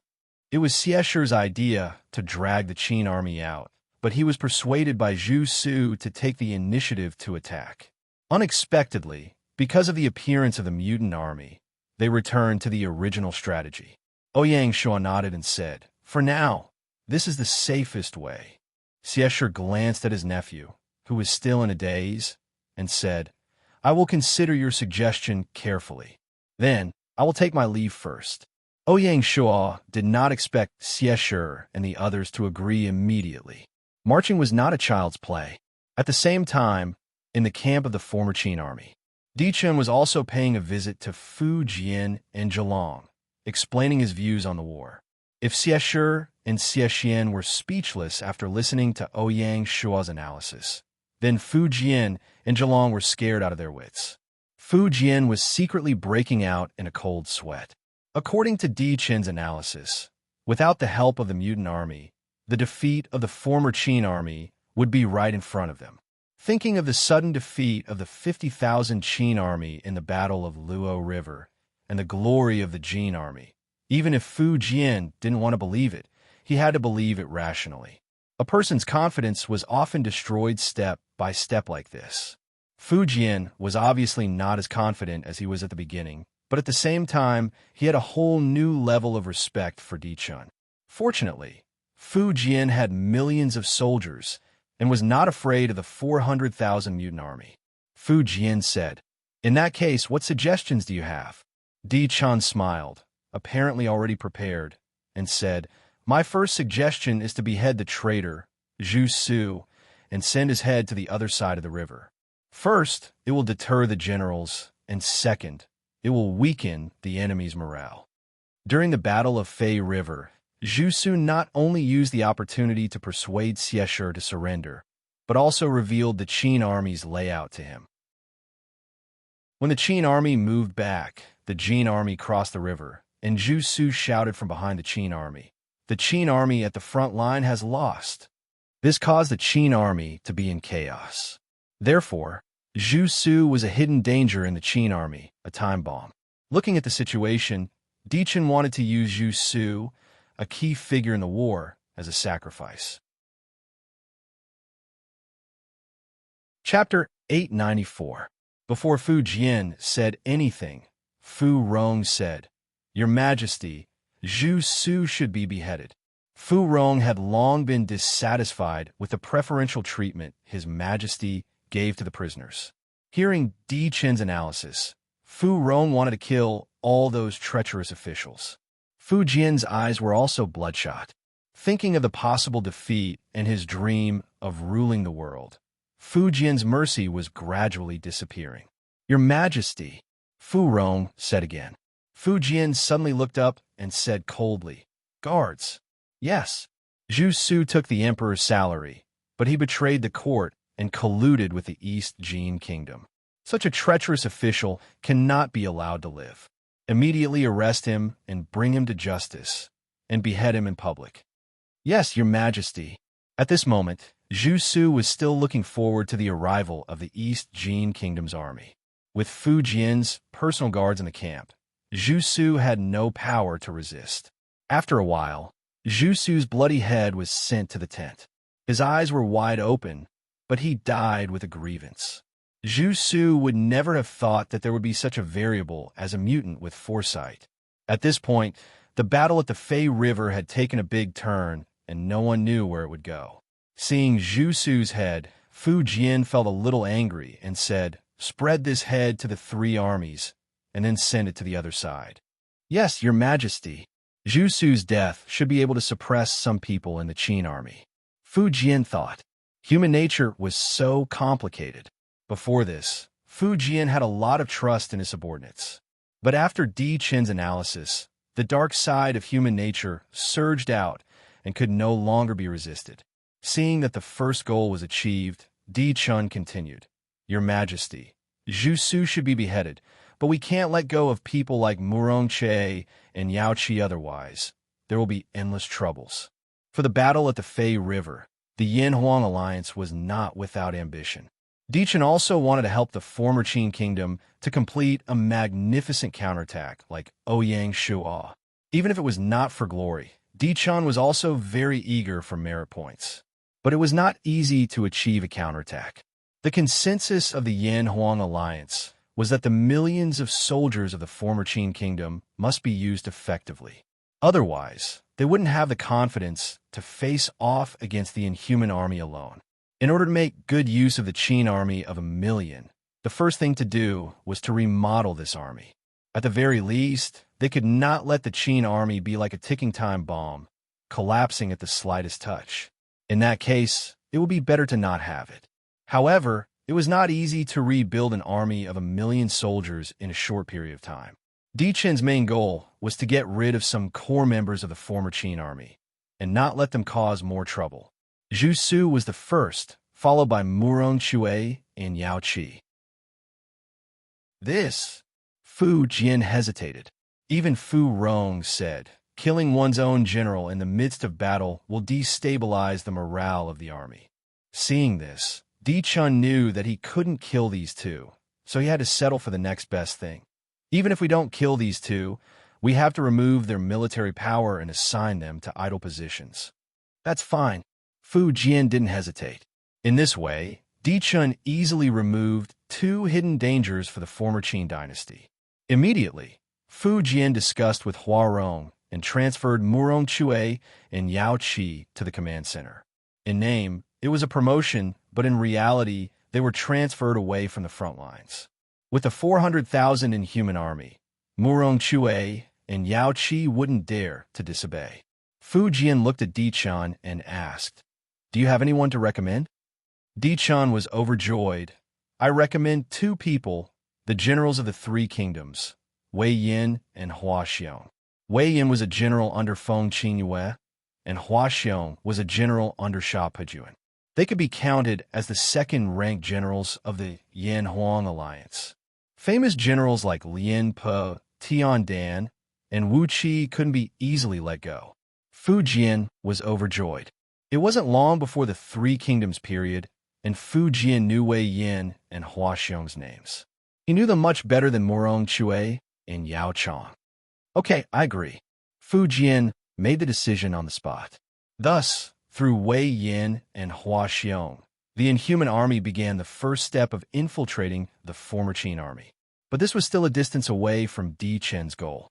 Seeing that Fu Jian was satisfied, Di Qin carefully suggested, "The Qin army is a mix of races and languages are difficult to communicate with. The Inhuman army has a group of officers who are proficient in different languages. I wonder if Your Majesty can use them?" The players in the game had their own translation system and were proficient in all kinds of languages. The officers that Di Qin mentioned were mainly from the Battle Wolf division. They were all retired soldiers with rich battle experience. When Fu Jian heard this, his eyes lit up and he said, "There are actually such extraordinary people? How many of them are there?" 5,000. Fu Jian was overjoyed. "If that's the case, I will appoint them as the liaison officers of the various divisions. They will take up their posts immediately." Fu Jian had been through countless battles and knew the military well. "Thank you for your trust, Your Majesty." Di Qin was also overjoyed. 5,000 special liaison officers were enough to form a highly effective command network among the millions of Qin soldiers. This solved the Qin army's biggest weakness. This was a stroke of genius. Fu Jian, on the other hand, had tasted the sweetness and continued. Do you have any other generals to recommend? Di Chen replied, I can recommend one, the military's Wu Qi. What? Fu Jian stood up abruptly and said urgently, the Wu Qi you were talking about, is he the son of Wu from the Warring States period? Yes, that's him. Wu Qi was the #1 general of the Yan-Huang alliance and the key person to control the Qin army. Fu Jian's face was flushed as he paced back and forth in the tent. It was obvious that he was making a big decision. After a long time, he stopped and looked at Di Chun. Listen, call General Wu Qi here immediately. I want to appoint him as the governor of the Qin army. He will be in charge of the millions of Qin soldiers. Di Chun was shocked speechless when he heard this. Their original plan was to have Wu Qi enter the Qin army as a general. Who would have thought that Fu Jian would be so bold? With this, the Yan-Huang alliance's reconstruction of the Qin army had reached a crucial step. Di Chun bowed and said, Thank you for your trust, Your Majesty. Di Chun bid farewell and left after he had accomplished all of his previous goals. As for the specific battle arrangements, it would be better to wait until Wu Qi and the other generals had taken up their posts.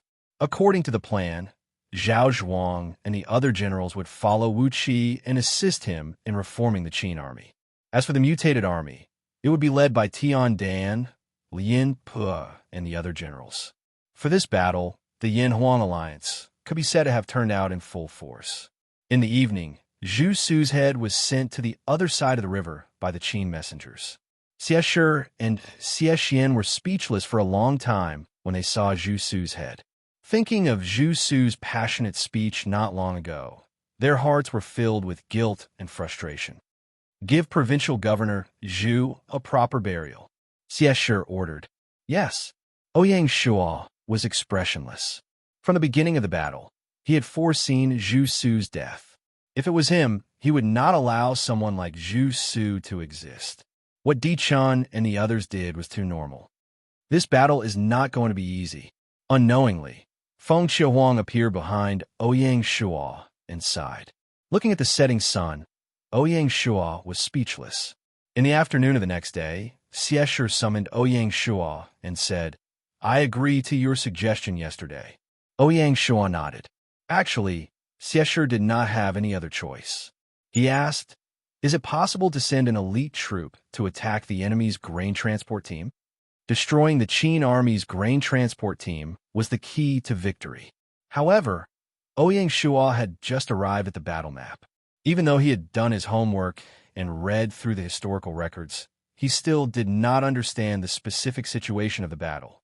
He needed a native like Xie Shi to give him an answer. Xie Shi's answer made Ouyang Shuo rather disappointed. It's very difficult. The Qin army's follow-up troops are continuously gathering towards Shouyang. The main road is filled with Qin soldiers. Wanting to attack the grain transport team is as difficult as ascending to heaven. Ouyang Shuo was silent. A large troop had its own difficulties, but it also had its advantages. It was that they would not be ambushed. Xie Shi continued. Last night, our spies in the Qin army sent news that the Qin army is making a big move.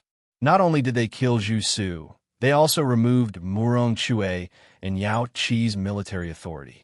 Most importantly, Fu Jian temporarily appointed Wu Qi as the governor to lead the million Qin army. In addition, Wei Yin, Hua Xiong, Zhao Zhuang, and other generals have also joined the Qin army. Right now, they are accepting the troops and completing the handover. Ouyang Shuo nodded. Di Chun and the others' actions were basically the same as what he had predicted before the battle.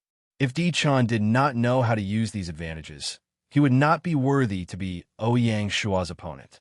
The only thing that surprised Ouyang Shuo was that Wu Qi had been appointed as the temporary governor by Fu Jian. Such boldness was truly amazing. Perhaps Fu Jian was afraid. It was because of fear that he had fewer scruples and restrictions. Everything he did was based on victory and breaking old rules. In this way, the pressure on the East Jin camp increased. If Ouyang Shuo knew that another 5,000 officers had joined the Qin army, he would probably have a headache. Compared to Di Chen's careful planning, what Ouyang Shuo could do was really limited. Just based on the 80,000 East Jin soldiers, there was really not much to do. Moreover, Xie Xian was the founder of the North Prefecture Army. He was not a mediocre person. Even if Ouyang Shuo wanted to place a general in the army, the North Prefecture Army would probably not be happy. This was the innate disadvantage of the East Jin camp. After leaving the Central Army tent, Ouyang Shuo kept thinking of a way to solve this problem, but could not think of a good plan. Forget it. Let's go back and ask when he. Ouyang Shuo shook his head.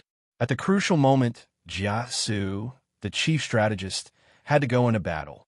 In Ouyang Shuo's tent, Jia Su, Hua Tubing, Ma Chao, Wang He, and the three lords, Feng Xiaohuang, Lao Ai, and the siege lion, had gathered to discuss the plan. Because Jia Su was here, the siege lion did not bring his strategist, Zhu Shu. Last time, when Ouyang Shuo gave the siege lion a summoning talisman, he also summoned a civil official. Compared to the Yin-Huang alliance, the Mountain and Sea alliance, S formation for the Battle of the Fei River was somewhat lacking. Apart from the Great Xia dynasty, the other three territories did not have any trustworthy generals. This battle was getting more and more difficult. Chapter 895. In the tent, Ouyang Shuo relayed the information that Xie Shi had provided. When everyone heard this, they were silent for a moment. Ouyang Shuo was calm and said with a smile, "Everyone, feel free to speak your mind if you have any plans.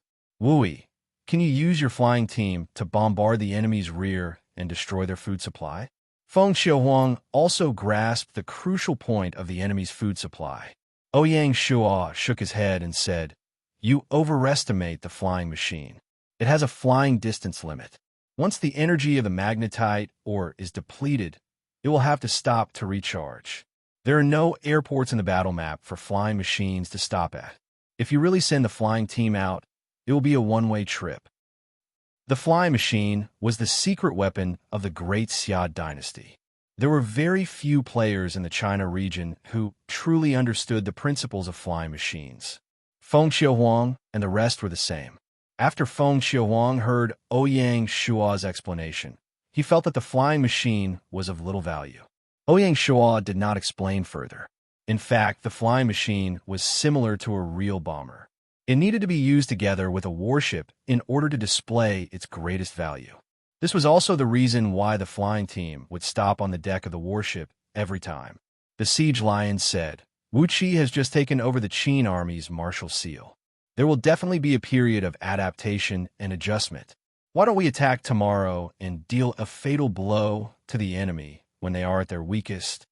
Feng Xiaohuang glared at the siege lion and said, "You are stupid, but Di Chun and the rest are not. The 400,000 mutant army of the former Qin army is definitely on standby. If we attack now, won't we be falling into their trap?" The siege lion scratched his head in embarrassment. He did not mind. Even Ouyang Shuo had to give way to Feng Xiaohuang's valiance.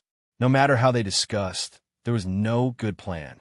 Seeing that they could not come to a conclusion, Ouyang Shuo looked at Jia Su and said, "When he, tell us your opinion." With his swoosh, Feng Xiaohuang and the rest focused their gazes on Jia Su. Ever since they joined the Great Xia dynasty, Feng Xiaohuang and the rest had heard of Jia Su's schemes. They were naturally looking forward to it. Jia Su said, "According to this humble subject's analysis, the crux of this battle is still behind the enemy lines. The difference in strength between us and the enemy is still the million Qin soldiers. If Wu Qi can successfully unify this million army, then the former Qin will be almost undefeatable.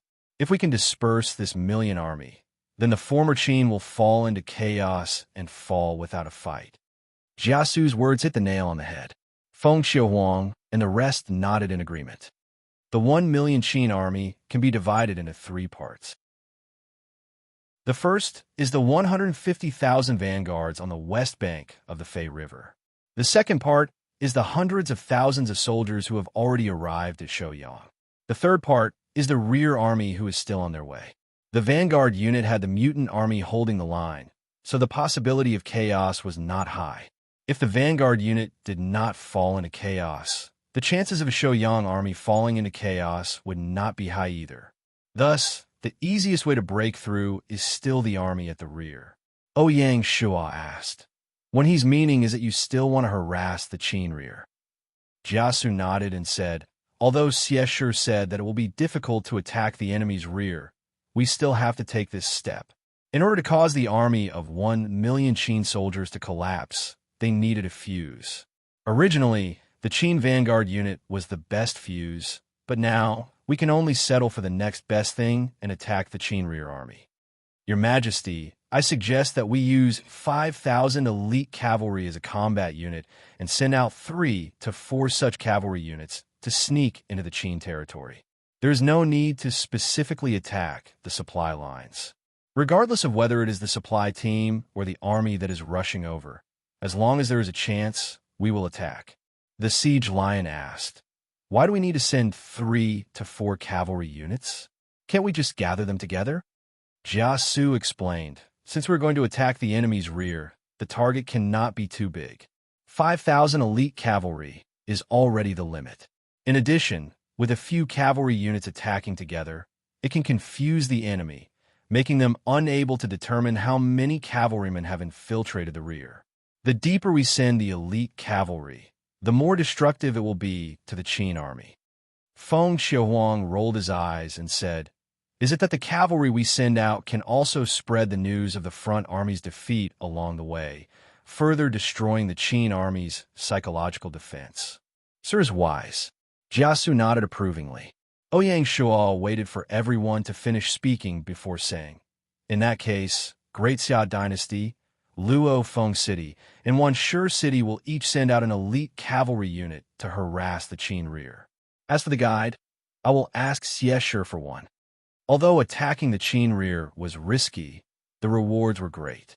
The hundreds of thousands of Qin soldiers were like wheat waiting to be harvested. If the operation was done well, they would definitely be able to obtain a large number of merit points. Because of this, Ouyang Shual wanted to be fair and not take all the benefits for himself.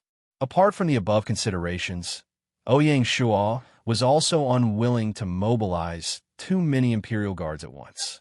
The 2nd Imperial Guard Legion that he brought this time was not only the stabilizing force of the Alliance of Mountains and Seas, but also the stabilizing force of the 370,000 mutant soldiers.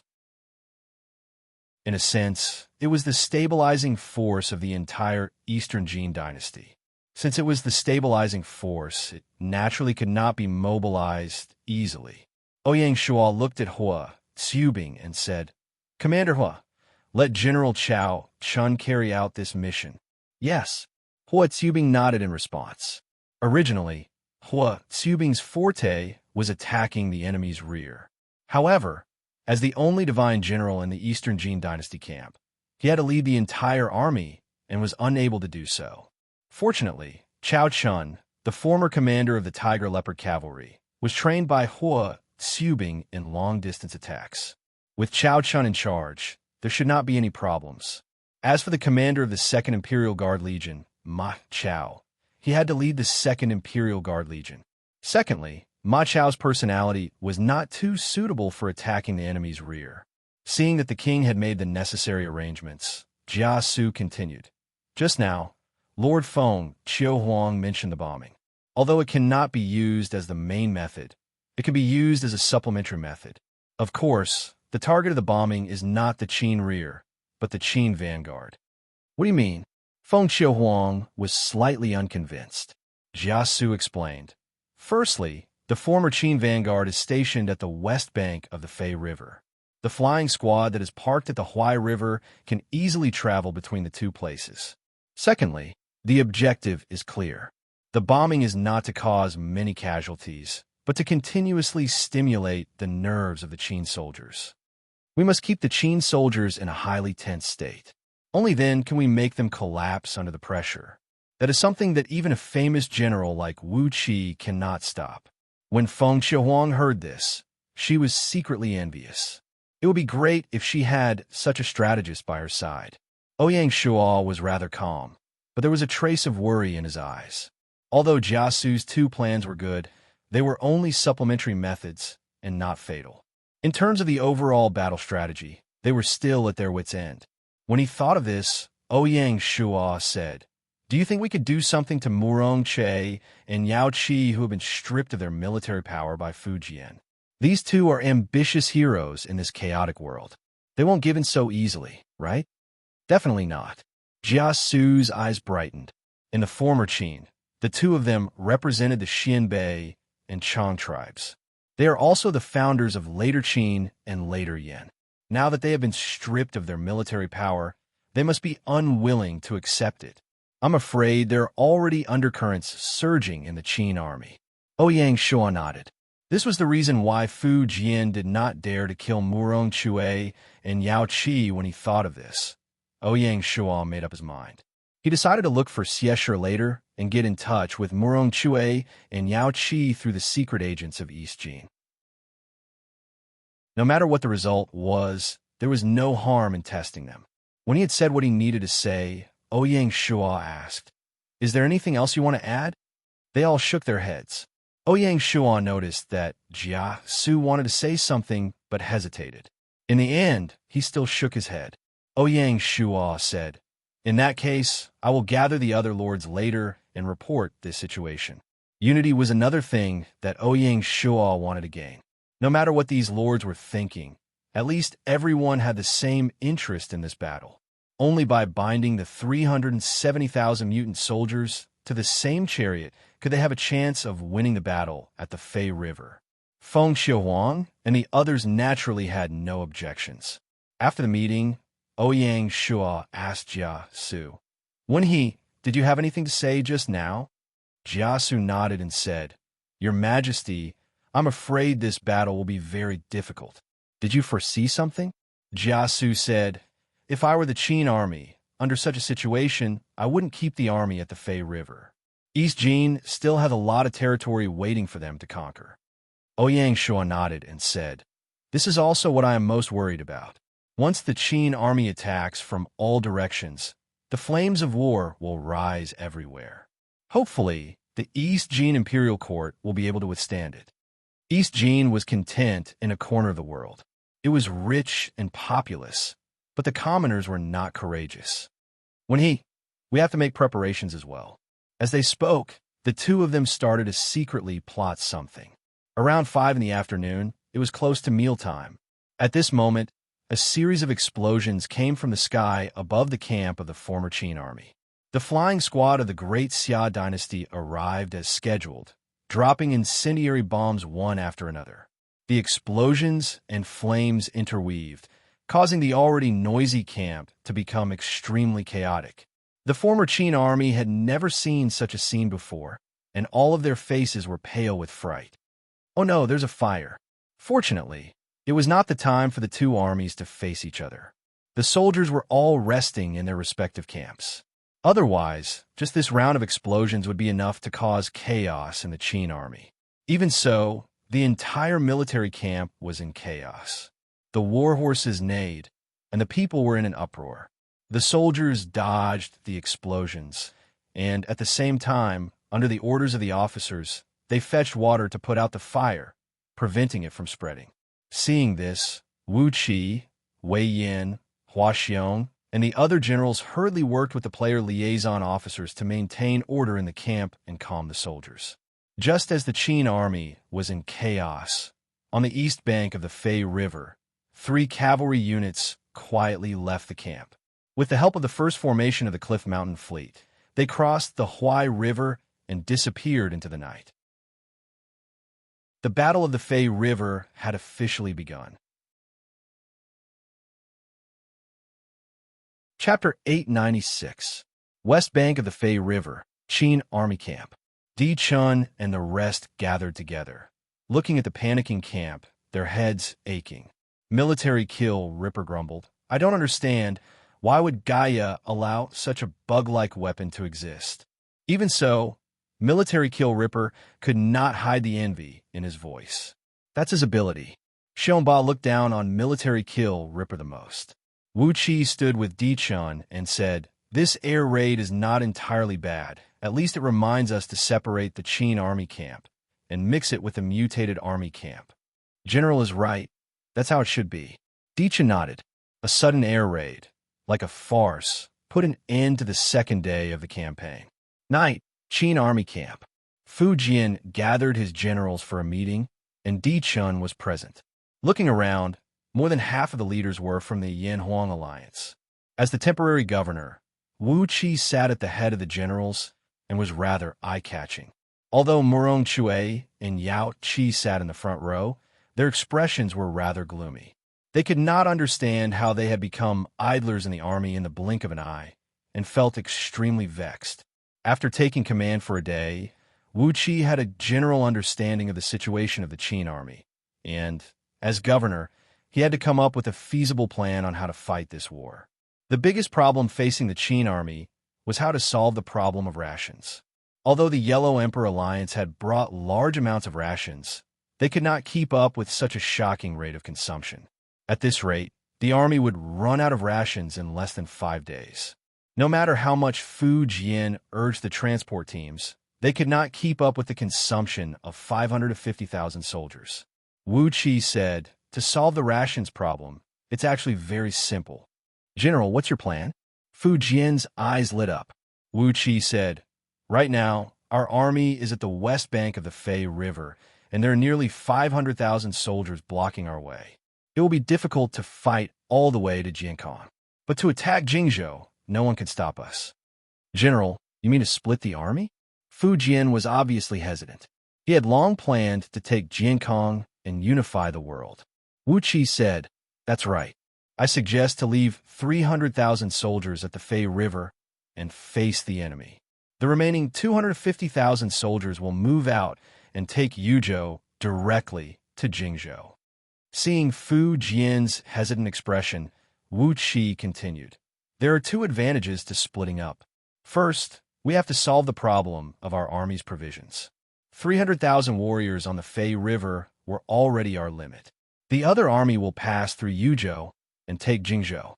Along the way, we can gather rations and fodder and reduce the burden of logistics. Second, put pressure on the East Jin Kingdom." Although the Jingzhou provincial governor Huan Chang's troops were said to have 100,000 troops, they were not as elite as the Northern Legion army.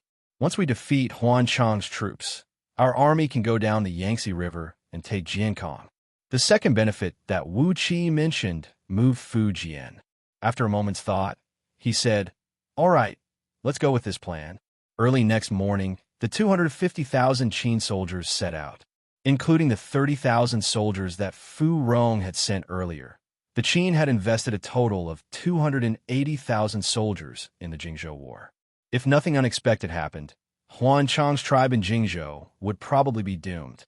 Handan City's 50,000 soldiers were the core of the Qin army, led by the old general Lien Pe. In addition, there were 5 territorial armies accompanying them. The remaining 100,000 soldiers were the Qin natives.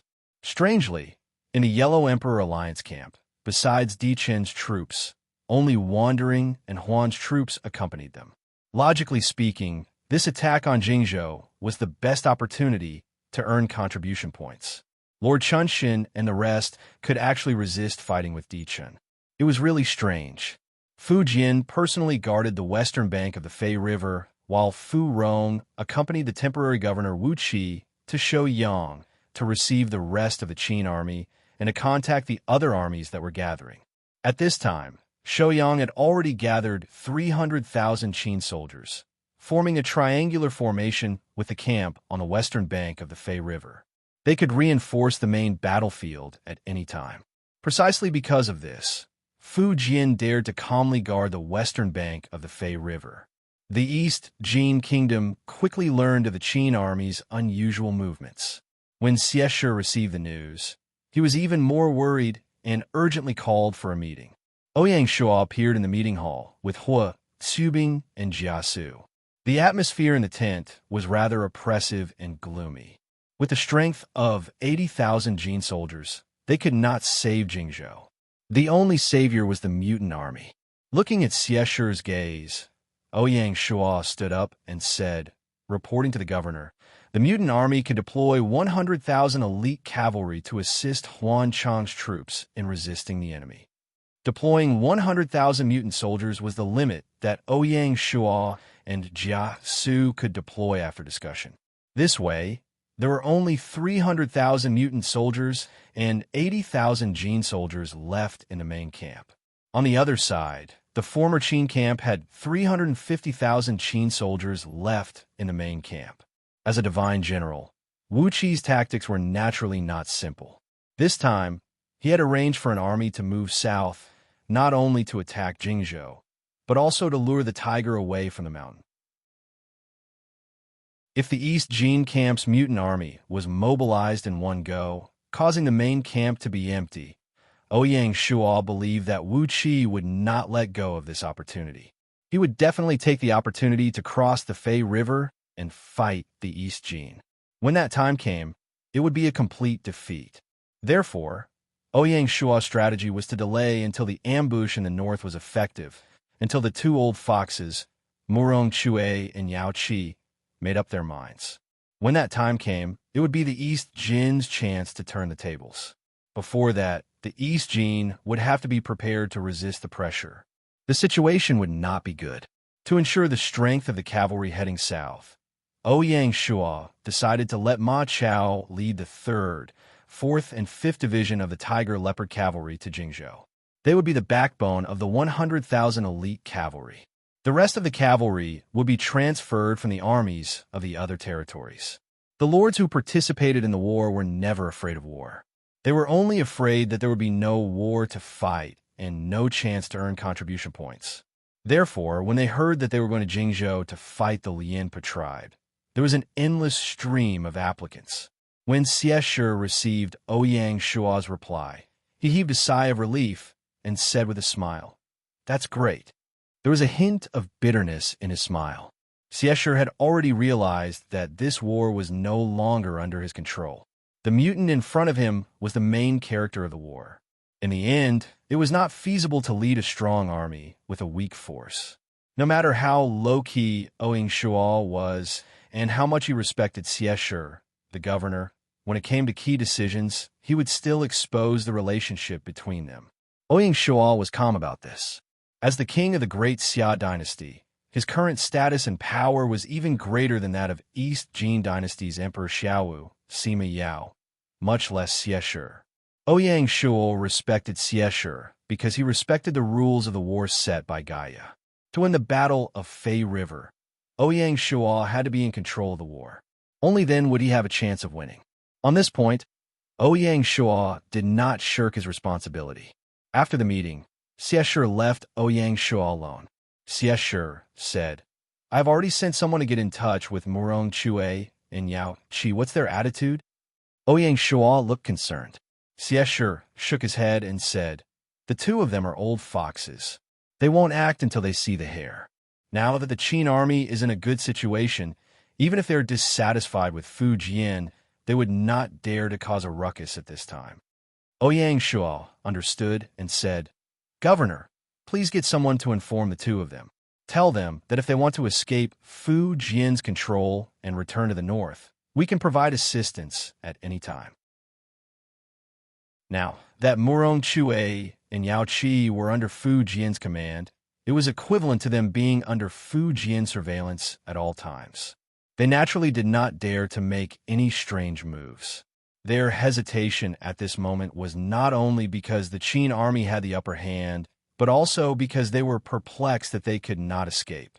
Ouyang Shuo thought of the marine troops he had brought with him.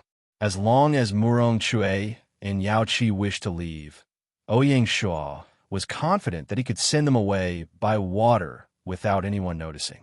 Xie Shi was somewhat hesitant about this as he asked, "How confident are you?" "More than 90%. Xie Shi nodded and said, "All right, I will try to pass on the information. With a way out, their attitude will definitely loosen up a little. I can only hope that the variables in the north will come sooner." After sending out the 3 cavalry units, Ouyang Shuo informed Xie Shi, "Variables will come sooner or later." Ouyang Shuo was deeply convinced of this. Even with Wu Qi's ability, it was impossible for the millions of Qin soldiers to rise from the ashes in a short period of time. No one could do it. In the next few days, the entire war map appeared calm. Like the calm before the storm, both sides had made their moves, and were waiting to reap the spoils of war. What was surprising was that the first to break out was not Cao Chun's troops who had set off first, but Lien Po's troops who had already entered Yuzhou. Under Jia Su's suggestion, Ma Chao led 100,000 elite cavalry around Lien Po's troops and hurried to meet up with Huan Chang's troops. Thus, when Lien Po's troops passed through Yuzhou, they almost did not encounter any resistance. They attacked cities and fortified strongholds along the way like a hot knife through butter. Jiangnan was known for its affluence and was a land of fish and rice. It was rich in products and abundant in rations. Of course, the affluence also eroded the bravery of the people. There were very few people in the cities who resisted the enemy invaders. Seeing the cities being easily taken down and the granaries in the cities piled up like mountains, Lien Po had other ideas. Lien Po ordered the troops to slow down and gather rations along the way. Other than keeping a small portion for their own use, the rest of the rations were all transported to the main camp. In Lien Po's view, leading his troops south this time and defeating Huan Chang's troops was an easy matter. Since he could gather rations for the main camp, why not? This was a great contribution. Lien Po's intentions were good, but he overestimated the quality of the Qin army and underestimated their greed. Even though Di Chun had placed a liaison officer from War Wolf in the Qin army, it only improved the command system of the army. The quality of the entire army was no different from before. Most of the Qin soldiers were of the Hu tribe and naturally did not identify with the Han people in the south. Seeing the affluence of Jiangnan, their greedy and cruel nature was immediately revealed.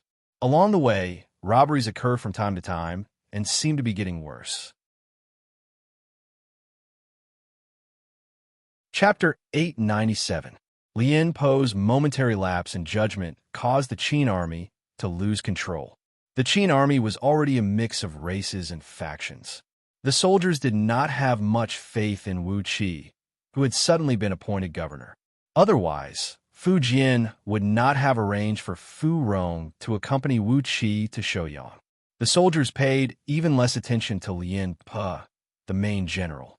In addition, the sudden removal of Murong Chue and Yao Qi caused the Chong and Xianbei soldiers to be dissatisfied. After leaving the main camp, they naturally became more unbridled. By the time Lien Po realized that something was wrong, it was already too late. As an old general and a famous general, Lien Po had rich experience in military management. He knew that the more basic a soldier was, the more they liked to form cliques. If he forcefully suppressed them, it would only backfire and cause the situation to spiral out of control. The only way was to continue indulging them and win over the hearts of the people. In ancient times, there were many generals who intentionally allowed their soldiers to pillage and burn in the cities. Even some famous generals had this habit as a reward and benefit for their soldiers. Between benevolence and victory, Lien Po chose the latter. The Qin soldiers were very satisfied with Lien Po's tact, and their resistance towards this main general was slightly alleviated. However, without restrictions, he became even more unbridled. Everywhere the army passed, the people were plunged into misery and suffering, and the common people were filled with grievances. Even bandits were not so cruel when they entered the cities. The people who had always lived in the south had never suffered like this. While they were fearful, their resentment also sprouted in their hearts. As for those refugees who had fled from the north, they could not help but think of their previous lives as fugitives. This time, they had nowhere to run and were forced into desperate straits. Although Lien Po could not bear it, he was powerless and could not stop them. In the end, even the soldiers of the mutant army followed suit. As the main general, Lien Po could only restrain the 50,000 soldiers of Handan City. Because of this, the soldiers of Handan City had a lot of complaints about their commander, not worried about scarcity, but about inequality. This time, Lien Po was in a difficult situation. As the army advanced, the reputation of the Qin army's cruelty spread like wildfire within the borders of Yu province. When the people at the front heard the news, they were so frightened that they evacuated the cities and fled deep into the mountains. Before they left, the commoners hid the food. If they couldn't hide it, they simply destroyed it with fire. No matter how cowardly a person was, when forced into a desperate situation, he or she would burst out with courage. Other than escaping into the mountains, there were also some valiant soldiers who were ruthless towards the Qin soldiers who were left behind. More and more Qin soldiers who went out and never returned. The further south the army advanced, the more difficult it became. At first, the Lianpa tribe transported large amounts of rations to the main camp. In the middle of the war, even their own rations had to be gathered from all over the place. The morale of the army suffered a heavy blow. If this continued, Lianpo's troops would probably need the headquarters to provide them with provisions. This made Lianpo, who cared a lot about his reputation, extremely ashamed. He clenched his teeth and refused to open his mouth to the headquarters. In order to gather more rations, the marching speed became slower and slower. On the 11th day of the campaign, Lianpo's troops finally passed through Yuzhou and entered the territory of Jingzhou. The Yuzhou of the Eastern Jin dynasty was far from the entirety of the Yuzhou of the Three Kingdoms period. It was only the southern part of the Yuzhou. In comparison, the Jing province was the size of 10 Yu provinces. When Lianpo's army entered the Jing province, it was like a fish entering the sea. Lianpo also secretly heaved a sigh of relief. As long as Huan Chang's troops were defeated, the bitter days would be over. But the moment the army reached Jingzhou, Lianpo received a piece of bad news. The 30,000 soldiers that Fu Rong sent to Jingzhou have long been annihilated by Huan Chang's troops. Why would the 30,000 Qin soldiers stationed in Jingzhou be suddenly annihilated? The story started from the night Ouyang Shao learned that Wu Qi was appointed as the temporary governor by Fu Jian. That day, Ouyang Shao and Jia Gao discussed until late at night. One of the plans was to deal with the 30,000 Qin soldiers in Jingzhou. Ouyang Shao knew that once these 30,000 Qin soldiers were reformed by Wu Qi, they would be a disaster. On the contrary, before Wu Qi came into contact with this army was just a pile of mud. The historical Battle of Fei River had already proved how unreliable this Qin army was. Therefore, Ouyang Shao visited Xieshe that night and asked Xieshe to give the order to Huan Chong to attack the Qin army in Jingzhou and annihilate them to prevent future trouble. At that time, in Eastern Jin, the Huan family that Huan Chong belonged to was a large family that could compete with the Xie family. Huan Chong himself was an experienced old general. The 100,000 soldiers under him had all been on the battlefield and were not weak. While they could not compare to the Northern Legion army trained by Xie Xian, Huan Chong could fight against Xie Xian in the east and west. This meant that these 100,000 soldiers were very strong. Huan Chong received the order and initiated the attack. The 30,000 soldiers in Jingzhou were naturally defeated. After receiving the news, Lianpo was silent. For the first time, he felt a sense of unease. Before reaching Jingzhou, Lianpo had sent a liaison officer to Jingzhou to get in touch with the 3 Qin soldiers and set up a meeting point. The liaison officer had been gone for a long time and did not return, which had already made Lianpo suspicious. Now that the truth was out, Lianpo began to take Huan Chang's troops seriously for the first time. Of course, it was just a little. According to the information provided by Fu Jian, Huan Chang's troops were only 100,000 strong. Lianpo was confident that he could defeat Huan Chang's troops with just 150,000 mutants, much less 250,000. The battle power of the two was not even on the same level. Huan Chang's defeat of 30,000 Qin troops was not enough to make Lianpo feel fear. Back in the headquarters, Lianpo had seen for himself what kind of trash the so-called 1 million Qin soldiers were. That's good. Isn't this more interesting? Looking at the center of Jingzhou, Lianpo was full of confidence. The only thing that Lianpo was worried about was that his lord had sent someone to deliver news that Eastern Jin also had a mutant troop heading south. However, Lianpo did not know anything about the number of mutants, the composition of the troops, or the leader of the troop. On the way south, the Qin army did not meet with any obstructions.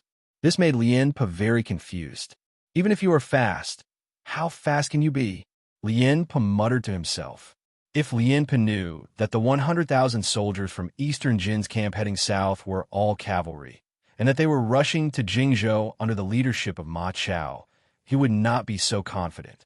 In view of Lien Po's outrageous actions in Yuzhou, Ma Chao's troops had arrived at Jingzhou 6 days earlier. After Huan Chang's troop station in Jingzhou had annihilated the 30,000 Qin troops, they did not stop and immediately headed north to meet up with Ma Chao's troops. 4 days ago, the two armies had already met up victoriously. In such a crucial battle, 4 days was enough to change the course of the battle. The moment Lien Po's army set foot on the land of Jingzhou, a large net had already been secretly laid, waiting for the prey to take the bait.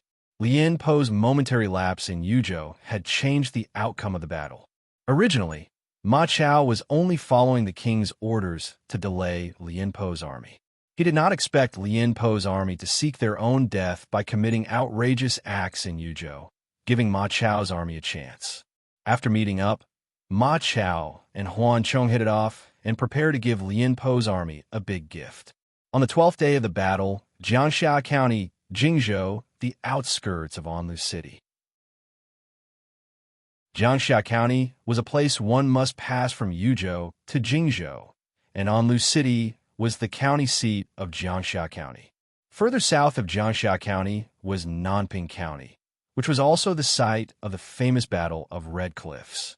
Anlu City was built along the Yi River and was considered a strategic location. If Lien Po's army wanted to enter the center of Jingzhou, Anlu City was a place they must pass through. 20 miles north of Anlu City was a dense forest with hills on both sides, and there was only one main road in the middle. Around 11 in the morning, Lien Po's army marched on the mountain road in a majestic manner, winding along the mountain road. It was a magnificent sight to behold. General, the terrain here is narrow, making it the easiest place to set up an ambush. Could it be a trap? The deputy general asked. Although Lien Po was old, his body was still strong. Riding on a tall horse, he had the demeanor of an experienced general. Hearing the deputy general's question, he stroked his beard and smiled. The enemy is still a few hundred miles away. How could there be an ambush? I was thinking too much, the deputy general said embarrassedly. At this moment, an unforeseen event happened. Thousands of flags suddenly rose from the hills on both sides, and the sound of rumors and shouting could be heard. Looking into the distance, there were shadows of countless soldiers hidden in the bushes and trees, causing one's expression to change. Not good. There's an ambush. Lien Po was shocked. Just as he said this, countless arrows rained down from the hills on both sides. The enemy's ambush caught Lien Po's army off guard. In an instant, Lien Po's army had suffered heavy casualties. Get into formation, archers counterattack. Lien Po was indeed an experienced general. He knew that the mountain road was long, and it was impossible for him to charge out of the mountain road. Only by facing the enemy in battle would they have a chance of survival. The 150,000 mutant army was still calm. After all, they were elites handpicked from the various territories. However, the 100,000 Qin soldiers were in a worse state. They were suddenly ambushed and immediately panicked. Although there were mutant liaison officers restraining them, they were not as easily defeated as they were in history. As for an immediate counterattack, it was impossible for them to do so. It was already a great improvement that they were not fleeing like rats. However, the counterattack of Lien Po's army was obviously weak. After all, one was at the top, while the other was at the bottom. There was naturally a huge difference that could not be made up for. Seeing this, Lien Po looked at the hills on both sides. Because the road was too long, he could not determine how many enemies were hidden in the bushes. Perhaps there were only tens of thousands, or perhaps hundreds of thousands. Lien Po guessed that this army was definitely not Huan Chang's troops. They did not have the guts to do so. The only possibility was that the Lord had told him about the mutant army from East Jin's camp heading south. Fine, the brave will win in a narrow path. Lien Po gritted his teeth and made up his mind. He ordered his troops to go up the mountain and charge in the opposite direction. They could only be beaten up passively on the mountain road. Only by charging to the top of the mountain would they have a chance of winning. Chapter 898. On the mountain road to the north of Anlu City, Lien Pe gave the order to charge in the opposite direction.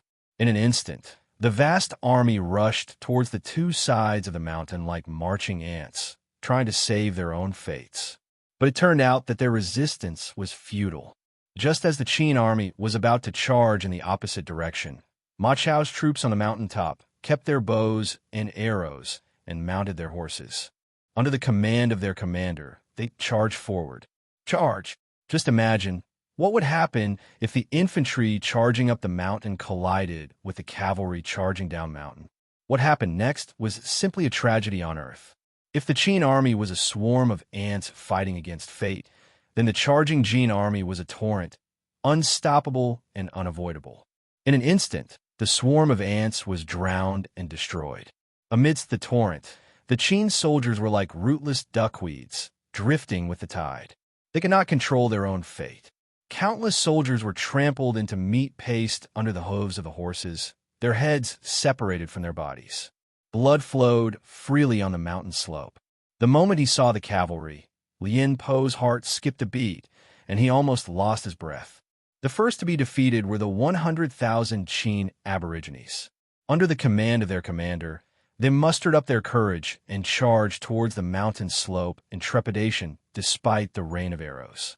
When the cavalry started their charge, the frontline troops were destroyed and the last bit of courage of the Qin army disappeared.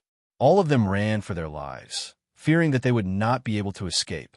The 250,000-strong army marched on the mountain path, stretching for tens of miles. When the order to attack was given, the frontline troops were already halfway up the mountain, but the troops at the back had not received the order. The defeat of the frontline troops caused the troops at the back to lose their courage and scatter. No matter how tough the commander was, it was useless. Kill! The mutant army of East Jin would not let go of such a good opportunity and immediately chased after them. At the same time, Huan Chang's troops, who were lying in ambush on the side of the mountain path, rushed out and attacked the Qin army. The mountains and plains were filled with killing. The entire forest had turned into a battlefield of endless killing. Retreat! Lien Pe frowned, knowing that the situation was hopeless. The morale of the army was at rock bottom, and the soldiers did not have the will to fight anymore. If this dragged on, the entire army would be annihilated. The only thing he could do now was to try his best to protect his troops. Lien Pe felt ashamed when he thought about how he said there was no ambush. 100,000 Qin barbarians were stationed at the rear of the army, blocking its way to the north. Helpless, Lien Pe could only lead his troops forward and get out of this damn mountain path first. Fortunately, the Qin native army was at the back of the army. If they were at the front, once they were defeated and retreated further, the entire army would be dragged into the abyss of hell. This group of incompetent fools, Lien Pe thought fiercely. Fortunately, the 150,000-strong mutant army of the former Qin camp was not to be trifled with. Despite the sudden change in events, they did not panic. After the frontline troops were defeated, they immediately formed a formation on the mountain path to defend against the enemy. The cavalry of the East Jin Kingdom's camp charged down the mountain. Although they were invincible, they did not dare to come to the mountain path. If they did, they would be trapped in a sea of people and would not be able to escape. Lien Pe, an old general with sharp eyes and rich experience, commanded the army to stop the enemy cavalry and cover the retreat of the main force. As for the 100,000 native Qin soldiers, Lien Pe was no longer willing to care about them. Somewhere on the hilltop, Ma Chao was riding on a war horse, looking down at the entire battlefield. Standing beside Ma Chao was the division commander of the 3rd Division, Ma Xiu, who was also Ma Chao's younger brother. Ma Xiu pointed at Lien Pe's troops and said, "General, Lien Pe is escaping." Ma Xiu and the other generals of the 3 kingdoms also changed their habits after joining the army of the Great Xia dynasty. For example, in the army, Ma Xiu would never call Ma Chao big brother in public.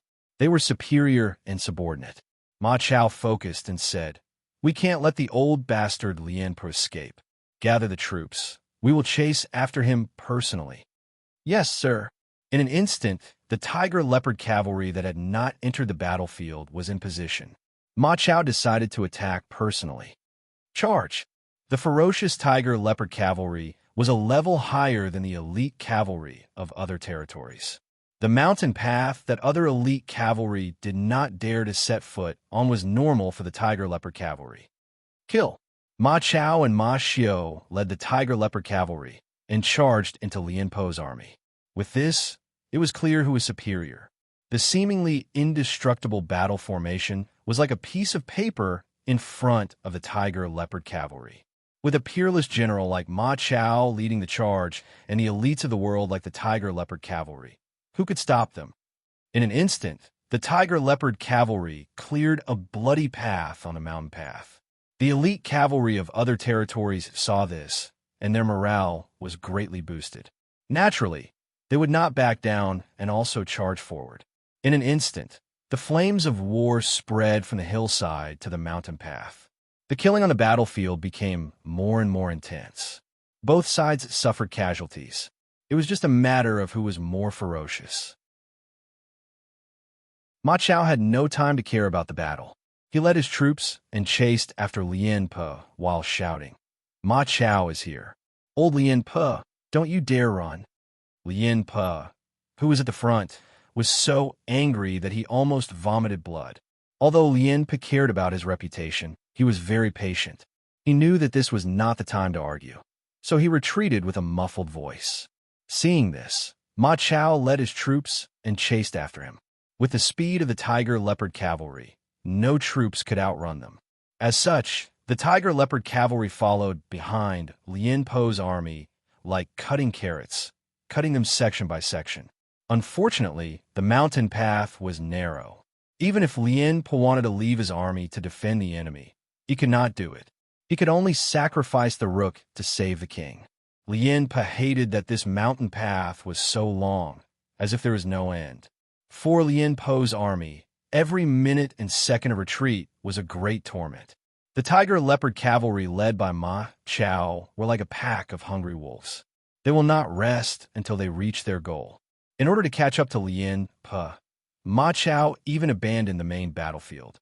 This was not because Ma Chao let his emotions affect his decisions, but because he saw through the key to this battle. Lien Po is the soul of this Qin army. As long as they could take down Lien Po, the entire army will not be a problem. As for the main battlefield, it is better to leave it to Huan Chong and the generals from the other territories. The two armies, one chasing the other, ran for half an hour before they left the mountain path. Along the way, Ma Chao was not the only one shouting. All the tiger-leopard cavalry shouted together, "Old Lien Po, don't run." As the saying goes, when the Lord is worried, his subjects will be humiliated. When the Lord is humiliated, his subjects will die. Seeing their commander being humiliated, the Handan soldiers beside Lien Po were indignant. They wanted to stop and fight to the death with the tiger-leopard cavalry, but were suppressed by Lien Po. Lien Po is indeed a sly old fox. He knows that the other party is doing this to anger him and make him stop the battle. How can he be fooled? This time, Lien Po was entrusted by his lord to lead his army to Jingzhou. This is related to a big plan. Who would have thought that he would suffer such a crushing defeat? If the Handan army is destroyed in this battle, then he, Lien Po, will no longer have the face to see his lord. After leaving the mountain path, the terrain suddenly became spacious. Lien Po has no intention of fighting to the death. He immediately split his army into 3 groups and agreed to meet at Yuzhou. They disappeared into the wilderness along with the main army. When Ma Chao led his army out, he was stunned when he saw the army in 3 different directions. "Big brother, which direction?" Ma Xiao asked. Ma Chao gritted his teeth and said, "You and I will each lead a group to chase after them." Ma Chao did not believe that they would be so unlucky to let Lien Po escape. It's not that Ma Chao did not want to split his army into 3 groups. It's just that his army is limited. If there are 2 spread out, the enemy will counterattack, and that will be terrible. Ma Chao may look like a fierce general, but he is not a reckless man. Ma Chao will not be so unlucky. But he underestimated Lien Po's cunning. Lien Po was not in any of the three main armies. He brought a team of personal guards and stayed in a forest beside the mountain path. When he saw the tiger leopard cavalry galloping away, he walked out of the forest and disappeared into the wilderness. After that, Lien Po came to a village and borrowed clothes to change into. He disguised himself and headed towards Yuzhou. When it was almost evening, Ma Chao led his army back. Not long after, Ma Xiu also led his army back. The two brothers looked at each other and saw the disappointment in each other's eyes. Ma Chao could not help but curse, "This sly old fox." In the end, the older the wiser. Although they did not capture Lianpa, the East Jin camp finally achieved a great victory today. In this battle, less than 100,000 of Lien Po's 250,000 soldiers survived. The surviving mutant army was only about 50,000 soldiers. After the Qin army retreated from the battlefield, they disappeared into the mountains of Jingzhou and never regrouped with the main army again. Just this battle alone was enough to make them afraid. The southern expedition, which was supposed to be a sure victory, eventually turned into a great defeat. Of course, the East Jin camp did pay a price. Nearly 50,000 soldiers were buried deep in the mountains. Huan Chang's army suffered the most casualties. More than 30,000 people died. Even so, Huan Chang could not hide the excitement on his face. There was no doubt that this was a great victory. It was enough for Huan Chang to report to His Majesty. Coupled with the contribution of killing 30,000 Qin soldiers, Huan Chang's performance in this battle could be said to be brilliant. Compared to Xie Xian, he was not inferior. At night, Ma Chao met with Huan Chang to discuss the next military action. Before leaving, His Majesty had instructed him to do so. He said to Huan Chang, "General Huan, I will lead my army back to Yuzhou tomorrow to pursue the remaining enemy troops. As for the remaining enemy troops scattered in Jingzhou, I will have to trouble you to eliminate them." Huan Chang was overjoyed, and the smile on his face grew brighter. Huan Chang was a smart man. He knew that those scattered in Jingzhou were the Qin army and had almost no fighting power. Eliminating them was just a matter of time. The Qin mutant army that escaped to Yuzhou was the real tough nut to crack. Now that Ma Chao took over the tough nut and left the soft persimmon for Huan Chang, how could Huan Chang not be happy? Huan Chang cupped his fists and said, "We are all serving the imperial court. General, you are too kind." Ma Chao nodded and did not say much. After a while, he took his leave. He did not serve the imperial court of East Jin. He served the Xia dynasty. The next morning, Ma Chao organized the surviving 80,000 mutant army and began his return journey. Chapter 899. The Jingzhou battle report quickly reached the headquarters. Fu Jian was so angry that he looked at Di Chun with suspicion. Gnashing his teeth, he said, "This is your promise to me?" His words were filled with anger. Fu Jian felt that he had been tricked. Before the army set off, Di Chun had made a solemn vow. Who would have thought that things would turn out like this? Di Chun was ashamed and speechless for a moment. In fact, no one was more depressed than Di Chun. More than half of the 50,000 soldiers he had brought were lost in the Jingzhou battlefield. Although they had gained some contribution points, they were far from what Di Chun had hoped for. Because of this expedition, Di Chun owed Lord Chunshin and the others a big favor. Although these fellows did not say anything, they were probably laughing their heads off in their hearts. But facing Fu Jian's accusation, Di Chun did not know how to refute and felt wronged. A large part of the reason for the defeat at Jingzhou was due to the 100,000 Qin soldiers.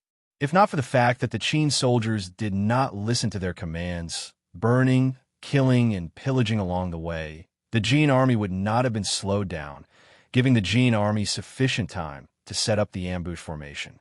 But it was also a fact that Lien Pa had delayed the battle by gathering rations along the way. Di Chun did not have the confidence to refute. Moreover, Fu Jian was in a fit of anger. If he talked back now, he would be asking for trouble. Di Chun wanted to gloss over the matter, but someone stood up and said, "Your Majesty, Lien Po was ordered to march south, but he did not gather rations along the way." This is really neglecting the essentials. He should be held responsible for this defeat. The speaker was Yao Qi. When the two learned of the defeat at Jingzhou, their eyes flashed with a strange light. Fu Jian nodded and said, Lien Pe is really muddle-headed. Di Chun was furious and cursed in his heart. Shameless. When a large amount of rations arrived at the headquarters, Fu Jian was full of praise for Lien Pe. Why did he change his mind in the blink of an eye? But facing Fu Jian, Di Chun could not find anyone to reason with, and could only blame his bad luck. It was a good discussion, but in the end, they parted on bad terms. Fu Jian had thought that the defeat at Jingzhou was bad enough. He did not expect an even bigger disaster to come. The next day, battle reports came from the north. Chao Chun's army's attack in the north had finally stirred up the Qin situation. The three elite cavalry units cooperated with each other and launched a surprise attack on the advancing Qin army, causing great damage. The first few days were fine, but as more and more troops were attacked, the entire north suddenly became tense. For a time, rumors spread everywhere. As the saying goes, 3 men make a tiger. When there are enough people spreading rumors, the rumors will become the truth. Yesterday, there were finally some troops that couldn't hold on any longer and dispersed. This caused a chain reaction, and a wave of deserters appeared in the entire north. Moreover, it seemed to be getting more and more intense. At this time, the news of Murong Chue and Yao Qi being placed under house arrest also spread. Upon hearing this news, the Chong tribe and Xianbei tribe within the Qin Empire began to grow restless. Most of the soldiers fleeing were from these two tribes. After some of the soldiers escaped, they were secretly hidden in the former Qin territory under the organization of people with ulterior motives. Undercurrents were surging in the entire north.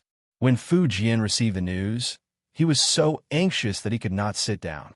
The loss at the front line and the fire in the backyard shook Fu Jian's firm confidence in the war again. Because of this, Wu Qi and Fu Rong had no choice but to rush back from Shouyang in an attempt to strengthen Fu Jian's confidence. Wu Qi said, Your Majesty, the 300,000 soldiers in Shouyang have already completed their initial reorganization and can enter the battlefield. As a result, we still have 600,000 soldiers at the front line. We have an absolute advantage, and the situation is still under control. Then what should we do about the internal chaos? Fu Jian asked.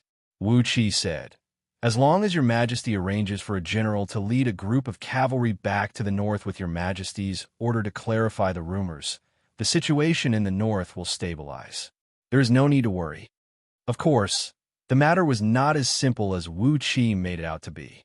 However, as a general of the Yan-Huang alliance, Wu Qi had to ensure that Fu Jian's will to fight again. Otherwise, everything would be over.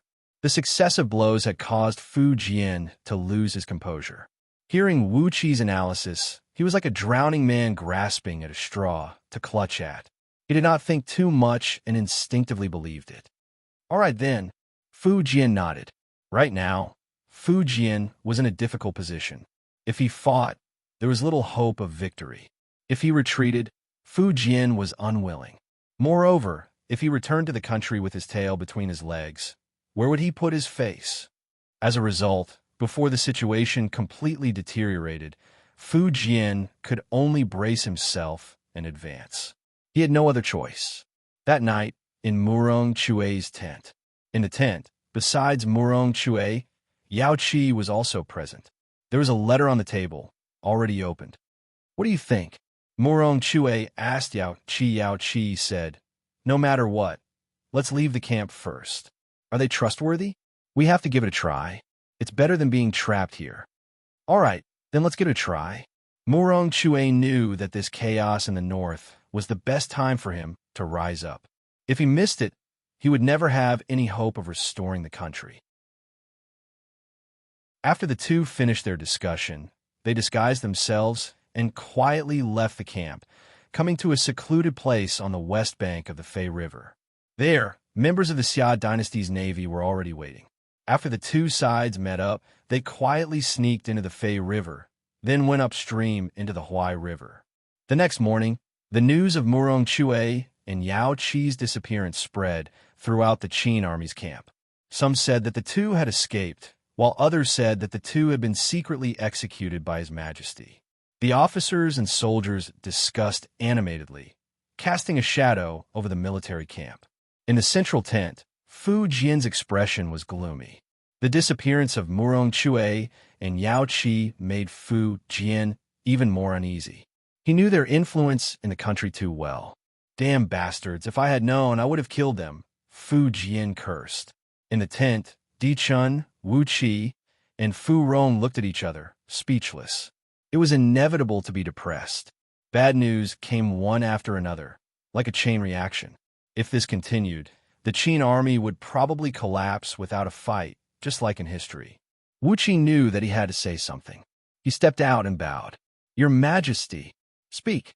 Even Fu Jian's voice was cold. Wu Qi did not mind, saying, "Your Majesty, you can announce that Murong Che and Yao Qi were secretly sent back to the country by His Majesty to deal with the chaos in the north and calm the restless soldiers at the front line.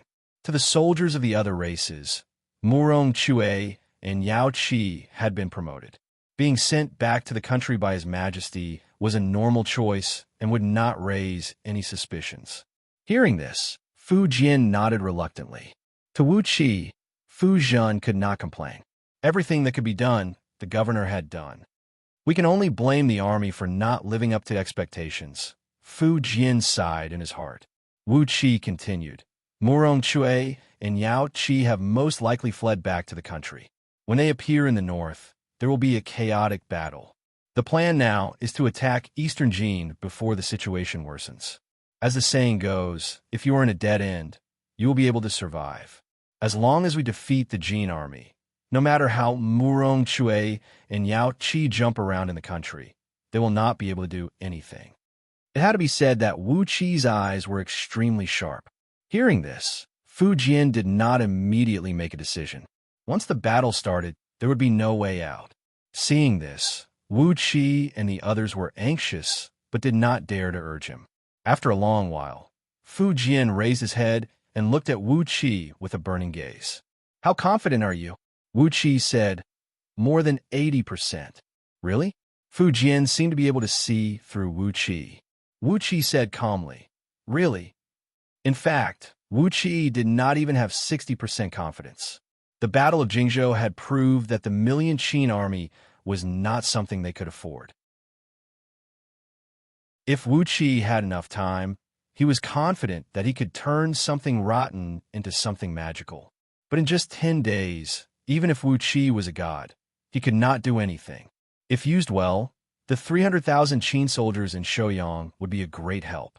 If not, they would be a time bomb. But Wu Qi had no other choice. Fu Jian did not know if he really believed Wu Qi.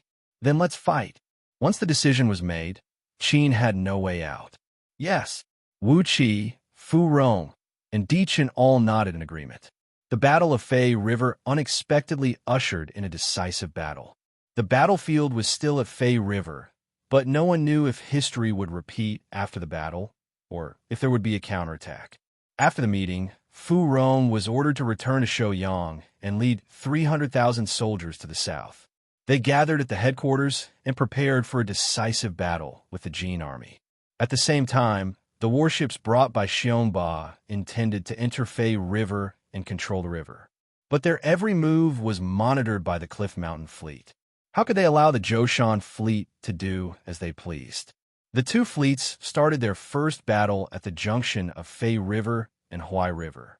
Because the river was narrow, no one could gain an advantage. On the east bank of Fei River, the headquarters of Eastern Jin, the taste of victory was always wonderful, especially for the lords who arranged for their armies to go south to Jingzhou. The huge amount of contribution points made them feel that this trip was worthwhile. The unusual movements of the Zhoushan fleet were quickly reported to the headquarters. Ouyang Shua brought Hua, Tsubing, and Jia Su to the central tent again.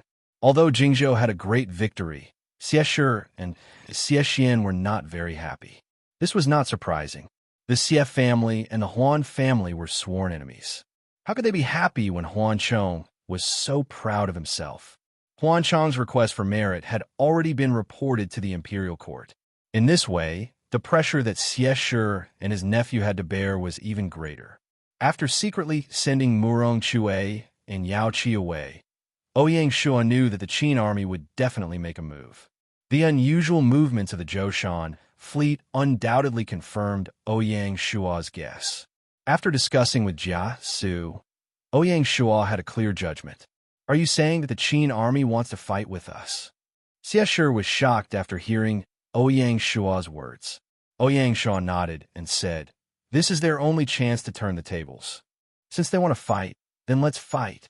Xie was full of fighting spirit. Huan Chang's victory had undoubtedly stimulated Xie. Privately, Xie had ridiculed Huan Chang, saying that Huan Chang's victory was entirely due to the mutant army and that he was just a lucky bastard. However, merit was merit. His Majesty would not pursue this matter. Thus, Xie longed for war more than anyone else.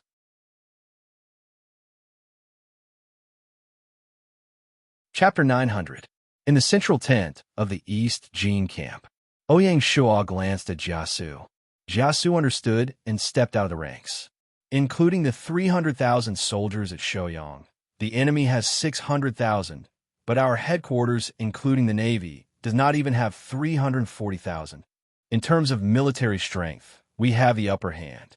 Since we're going to fight, we must strike before the Shouyang army arrives and defeat the enemy in one fell swoop. If we win, the Shouyang army will be nothing to worry about. Xie was puzzled. If we attack, we will have to cross the Fei River.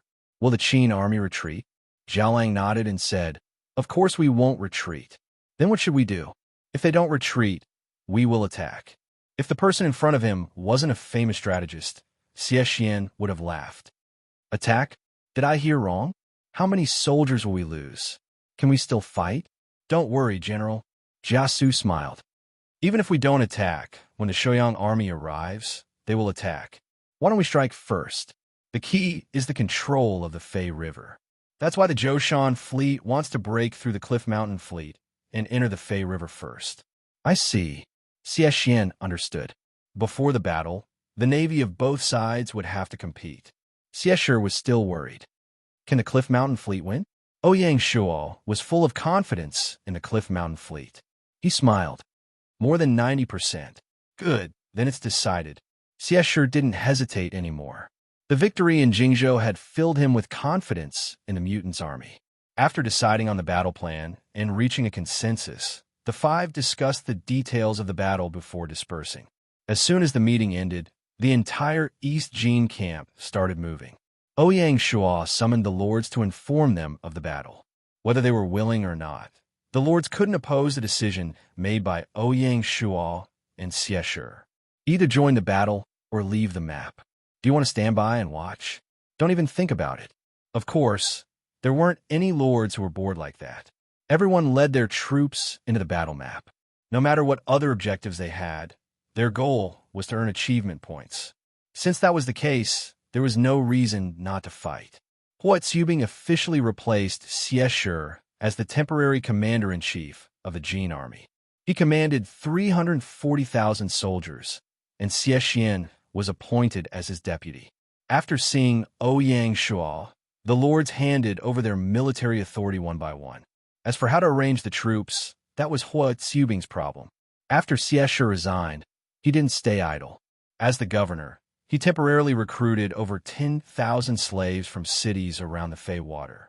At the same time, he collected a large amount of wood and transported it to the east bank of the Fei Water overnight. Among the laborers, carpenters were mainly used to build pontoon bridges on the Fei Water. The entire camp instantly became lively. The atmosphere before the battle was tense and enthusiastic. The North Mansion army wanted to repel the Qin army and reclaim their territory. The mutants' army wanted to slay the enemy and build up their achievements. The commotion in East Jin's camp naturally alerted the former Qin. Fu Jian's brows furrowed even more when he heard this. Di Chun and Wu Qi had no choice but to keep encouraging Fu Jian, telling him that if the Jin army took the initiative to attack, they would never be able to cross the Fei River. Even so, Fu Jian still could not sleep at night. Things happened one after another. and the emperor's confidence was on the verge of collapse. Di Chun and the others were also quite depressed. Other than entering the battle map smoothly, they always felt like they were being controlled and falling into the enemy's rhythm. It was extremely frustrating. They could only blame the lack of a top strategist like Jiasu. On the 15th day of the battle, in the Huai River Valley, since the beginning of the battle, the navy, which had been quiet, suddenly became the focus of the entire battlefield. Whoever could control the Fei River would gain the upper hand in the battle. The torrential Huai River flowed endlessly. Early in the morning, the two fleets confronted each other at the junction of the Huai River and the Fei River. The Cliff Mountain Fleet was led by Yu Daiyo, the admiral of the navy, while the Zhoushan Fleet was led by a retired admiral. Both had their own merits. Xiongba was only a second-class marquis, and the number of troops he could bring into the battle map was limited. In order to earn merit points, Xiongba also brought a part of the army. Thus, the Zhoushan Fleet only brought half of its troops.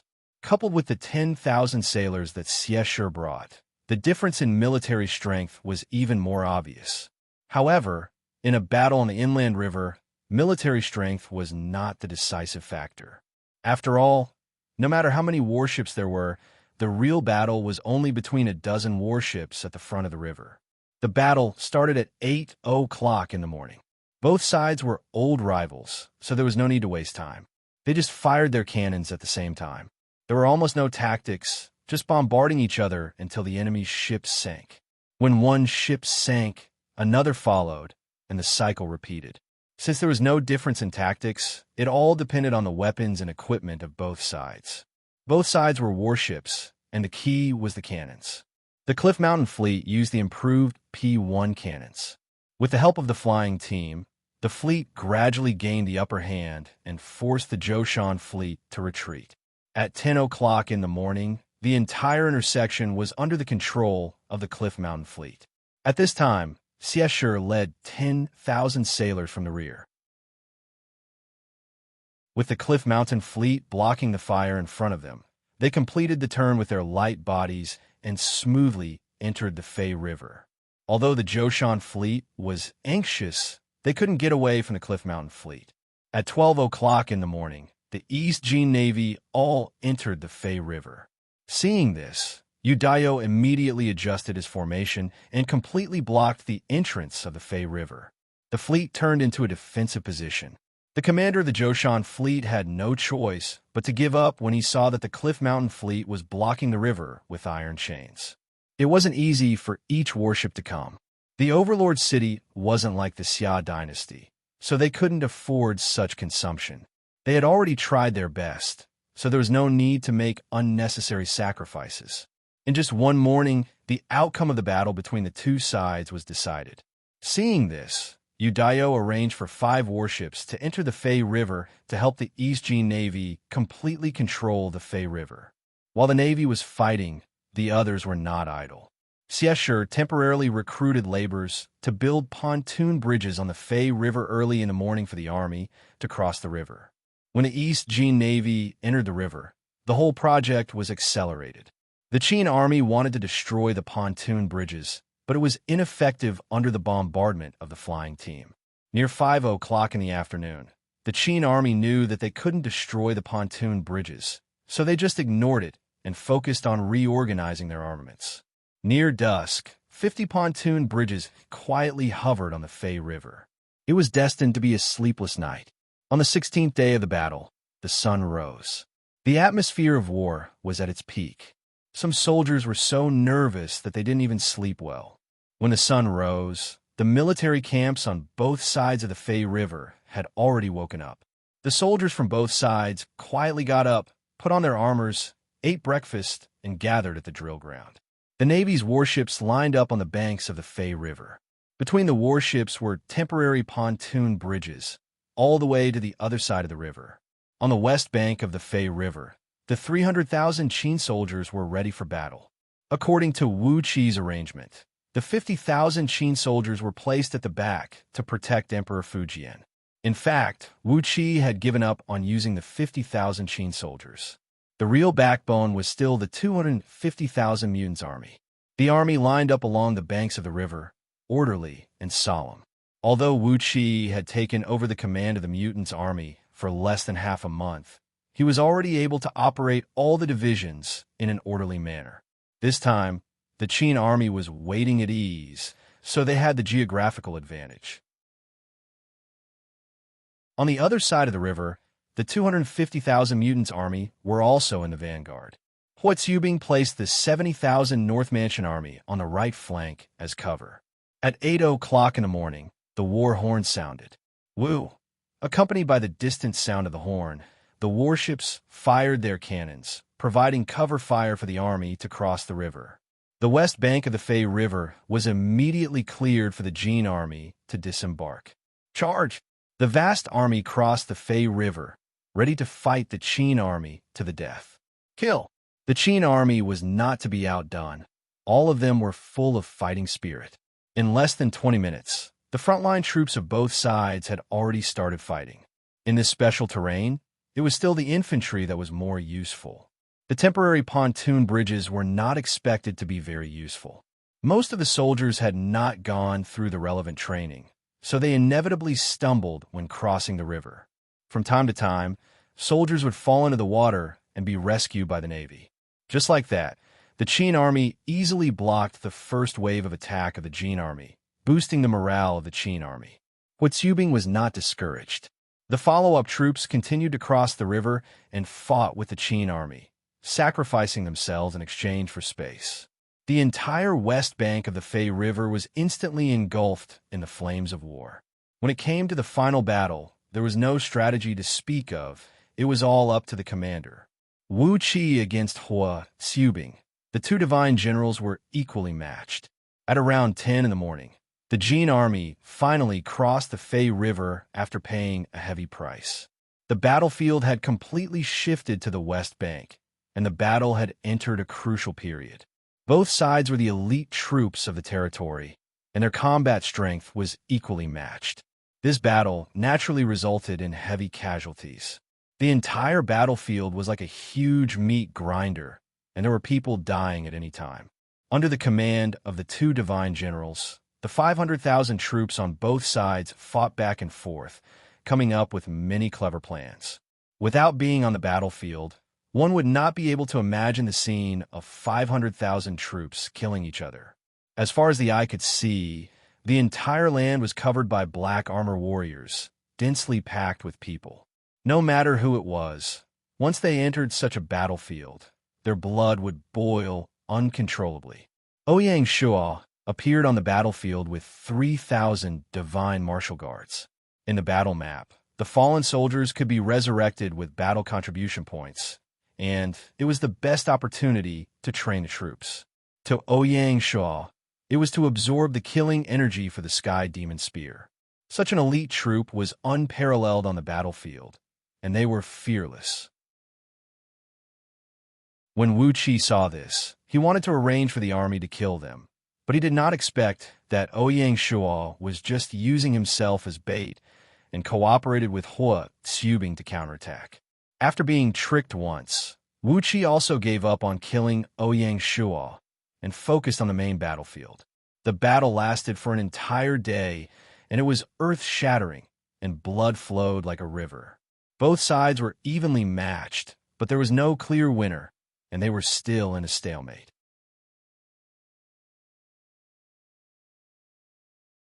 Chapter 901. On the banks of the Fei River, 500,000 soldiers were fighting. The two sides were in a stalemate. Sunset was already hanging in the sky, and the red sun was about to sink into the mountains. Night was about to fall, but there was still no clear winner. Up to this point, both sides had committed all their forces. The 50,000 soldiers of the former Qin had entered the battlefield under Fu Jian's personal command. The 70,000 soldiers of the North Prefecture Army, led by Xie Xian, had also been fighting on the battlefield for a long time. Both sides were fighting until the sky was dark and the earth was dark. Even Ouyang Shuo did not expect that the victory he had expected would end up like this. The enemy's tenacity was completely beyond his expectations. This was a true life-and-death struggle. Both Wu Qi and Hua Tsubing wished they had a reserve force. If they had 30,000 elite soldiers on the battlefield, they would be able to break the stalemate and achieve victory. Unfortunately, they did not have a single soldier on hand. At this moment, the sound of hooves could be heard from outside the battlefield. Hua Tuibing and Wu Qi were shocked. They thought that it was the enemy's reinforcements, and their hearts trembled. The sound of hooves was getting closer, and the two became more nervous. Finally, the vanguard of the cavalry appeared in their field of vision. They looked up and saw a majestic cavalry appearing on the southern side of the battlefield. The flag at the front was the Great Xia's military flag, the Golden Dragon flag. Hua Tuibing was shocked. He guessed that it was Ma Chao's troops. He did not expect Ma Chao to be so efficient and return so quickly from Jingzhou. Wu Qi's expression was gloomy. The arrival of Ma Chao's troops was enough to change the outcome of the entire war. "Commander!" Ma Chao rushed to Hua Tuibing and gave him a neat military salute. Hua Tuibing did not bother with pleasantries and asked directly, "Can your troops still fight?" Ma Chao replied loudly, "Reporting to Sir, 80,000 elite soldiers are on standby." "Good." Hua Tuibing nodded vigorously and immediately arranged for Ma Chao's troops to attack. Under Hua Tuibing's arrangements, 80,000 elite soldiers brazenly entered the battlefield and gave the exhausted Qin army a fatal blow. To the Qin army, this was a disaster. 80,000 elite soldiers were like 80,000 sharp knives that stabbed into their stomachs. Fu Jian was the first to give up and led his troops to retreat to Shouyang. If he did not leave, his life would be in danger. Seeing that there was no hope for victory, some of the lords did not want to sacrifice themselves in vain and left with their troops. The Yan-Huang alliance was the main force of the Qin Empire's mutant army. Ouyang Shua naturally did not want to miss this opportunity to strike the Yan-Huang alliance, so he instructed Hua Tuibing not to show any mercy. Di Chun and the others had no choice but to retreat. The silhouettes of Di Chun and the others were extremely lonely as they left. They had almost won. Fu Rong was on the way to the main battlefield with his 300,000 Shouyang soldiers. If not for the sudden appearance of Ma Chao's troops, the result of the battle would have been different. Unfortunately, there were no ifs in war. They still lost in the end. Who could have imagined that the Jingzhou battle would affect the fates of both sides twice in a row? Under the setting sun, the remnants of Qin army had completely retreated. As the saying goes, don't chase a cornered enemy. It was already nighttime now, so there wasn't much meaning in continuing the pursuit. If they were careless and encountered by Rong's army, then it would be terrible. A great battle came to an end just like that. Looking at the messy battlefield, Ouyang Shua secretly heaved a sigh of relief. He gazed at the distant setting sun with rapt attention. At this moment, Fu Jian, who was retreating in a sorry state, was thinking about something. The same scene had actually been experienced twice by the emperor of the northern and southern dynasties. How cruel was fate! We finally won. Feng Qiuhuang and the others had arrived behind Ouyang Shua. This was the most intense battle among the 7 battles in the China server. For the contribution points, for the title of nobility, the feudal lords were willing to stake everything on it.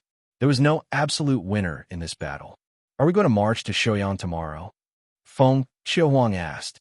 Ouyang Shua didn't turn around and said, "Of course, we are going to follow up our victory." The next morning, as the army of East Jin was preparing to march to Shouyang, a piece of news suddenly came. Just last night, the remnants of Fu Jian's troops met with Fu Rong's army, and both retreated to Shouyang. Before Fu Jian could regain his composure, the news of Murong Chui and Yao Qi's rebellion came. Fu Jian didn't want to stay in Shouyang any longer. He immediately led his troops back to the country to suppress the rebellion. As Fu Jian's army retreated, the Battle of Fei River came to an unexpected end. At around 9 in the morning, the battle announcement was made. Battle announcement. The Battle of Fei River has officially ended. The former Qin camp has failed to reverse history. Battle announcement. The Battle of Fei River has officially ended. Based on the player's contribution to the battle and their contribution to the camp, additional contribution points will be calculated. A system notification sounded in Ouyang Shua's ears. System notification. Player not wearing East Jin Camp's mutant representative, led the Great Xia Dynasty's army and played a leading role in the battle.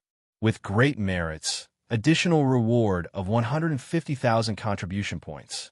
This was the first time Gaia used the description of leading role in the battle contribution evaluation. It showed that Gaia had already recognized the mutant army's leading position in the battle map. It was because of this that the additional reward of battle contribution points was so generous. As the former Qin Camp's mutant representative, Di Chan would also receive a similar evaluation and fortune. Ouyang Shua checked and finally settled on the battle contribution ranking. Rank, name, battle contribution points, first place, not wearing 120,000 points, second place. Feng Xiuhuang, 550,000 points, third place. Di Chun, 500,000 points, fourth place. Chunshin Lord, 450,000 points, fifth place. Bayan, 400,000 points, sixth place. Xiongba, 300,000 points, seventh place. Lord Shiman, 280,000 points, eighth place. Siege Lion, 250,000 points, ninth place. Wolf Warrior, 200,000 points, 10th place. Wandering Fantasy, 180,000 points. Ouyang Shua's battle contribution points had exceeded the million mark for the first time in history. The source of the contribution points could be roughly divided into 4 categories. The first category was obtained by the 5,000 elite cavalry that entered the former Qin dynasty. It was also a very generous amount. The former Qin army was slaughtered, allowing the 3 cavalry units to earn a lot. It was because of this that Feng Qiuhuang and Bai An's battle contribution points were so generous. The second category was obtained by the Imperial Guards that went south to Jingzhou. It was also very generous. In the ambush, they killed countless enemies. The accompanying lord's armies, including Lord Shiman's cavalry unit, also had a good harvest. They were ranked in the top 10 for the first time, and ranked ahead of Siege Lion, Wolf Warrior, and Wandering Fantasy. The third category was obtained by the Cliff Mountain Fleet. Because of how intense the battle at Huai River was, this category of contribution points was limited. The Zhoushan Fleet's weak performance also affected Xiong Ba's battle contribution points. The fourth category was the decisive battle on the battlefield. During the decisive battle, there were less than 2 divisions of the Imperial Guards left. Fortunately, Ouyang Shua personally led the Divine Martial Guards to the front and obtained a large number of contribution points in one fell swoop. Coupled with Hua Xiubing's bonus as the commander of the Jin army, as well as Gaia's additional 150,000 contribution points, Ouyang Shua was able to obtain 2 million battle contribution points in one fell swoop. It was more than twice what Feng Qiuhuang, who was in second place. After deducting the cost of reviving the army, Ouyang Shua was left with 1 million battle contribution points. He exchanged them for 110,000 achievement points in one go, allowing his total achievement points to exceed the 2 million mark. As such, Ouyang Shua was officially promoted to king. However, they were still in the battle map, so Gaia delayed the system announcement. After the battle, Ouyang Shua did not take the initiative to recruit Xie Xian. Firstly, Xie Xian's ability to command troops was destined to not shine in the Great Xia dynasty, where there were many talented generals. Secondly, Xie Xian was backed by a large aristocratic family. Ouyang Shua did not have a good impression of such a family. The aristocratic families of the East Jin dynasty were mostly decadent. They were incompatible with the flourishing and energetic Great Xia dynasty. Ouyang Shua really did not want to recruit such an aristocratic family just for Xie Xian. In comparison, Ouyang Shua favored the Pei family more. After Feng Qiuhuang and the others left, Ouyang Shua stayed in the military camp and waited for the East Jin dynasty's imperial court to give out the first prize. It was also the prize that Ouyang Shua was least surprised about. At around 3 in the afternoon, the prize was personally delivered to Ouyang Shua through Xie Shi. Ouyang Shua took a look at it. It was indeed an ancient scroll. Name: Golden Court Interior Scripture, Qi Cultivation Chapter, Godly Level Technique.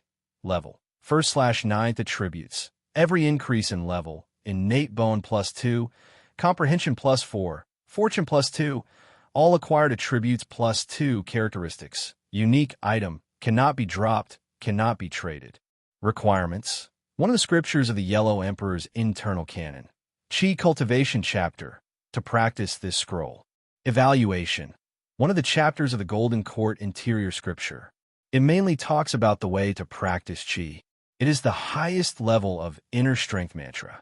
After mastering it, one can open up the Purple Palace. It has endless uses. Remarks. This is the second volume of the combined technique. The player is to explore the rest by himself. Compared with the inner canon of the Yellow Emperor, Qi Cultivating Chapter, the Yellow Court interior scripture, Qi Cultivating Chapter could be said to be a step further on the road of cultivation. The innate attributes that it improved were mainly comprehension, and it also improved root bone and fortune source. The Yellow Emperor's internal canon opened up the Dantian, which was the lower Dantian of the upper, middle, and lower Dantian. The Golden Court interior scripture opened up the Purple Palace, which was the middle Dantian. The next volume opened up the Dantian, which was the upper Dantian. The three scriptures led Ouyang Shuo step by step on the path of cultivation. These three scriptures were the highest level of inner strength cultivation treasures that Gaia had deduced from the real world's martial arts manuals and the human body secrets. It could be said that Ouyang Shuo was blessed to obtain two of them. After receiving the rewards, Ouyang Shuo led his troops away from the battle map without any reluctance. The moment he appeared in Shanghai City, the system announcement sounded on time. World announcement.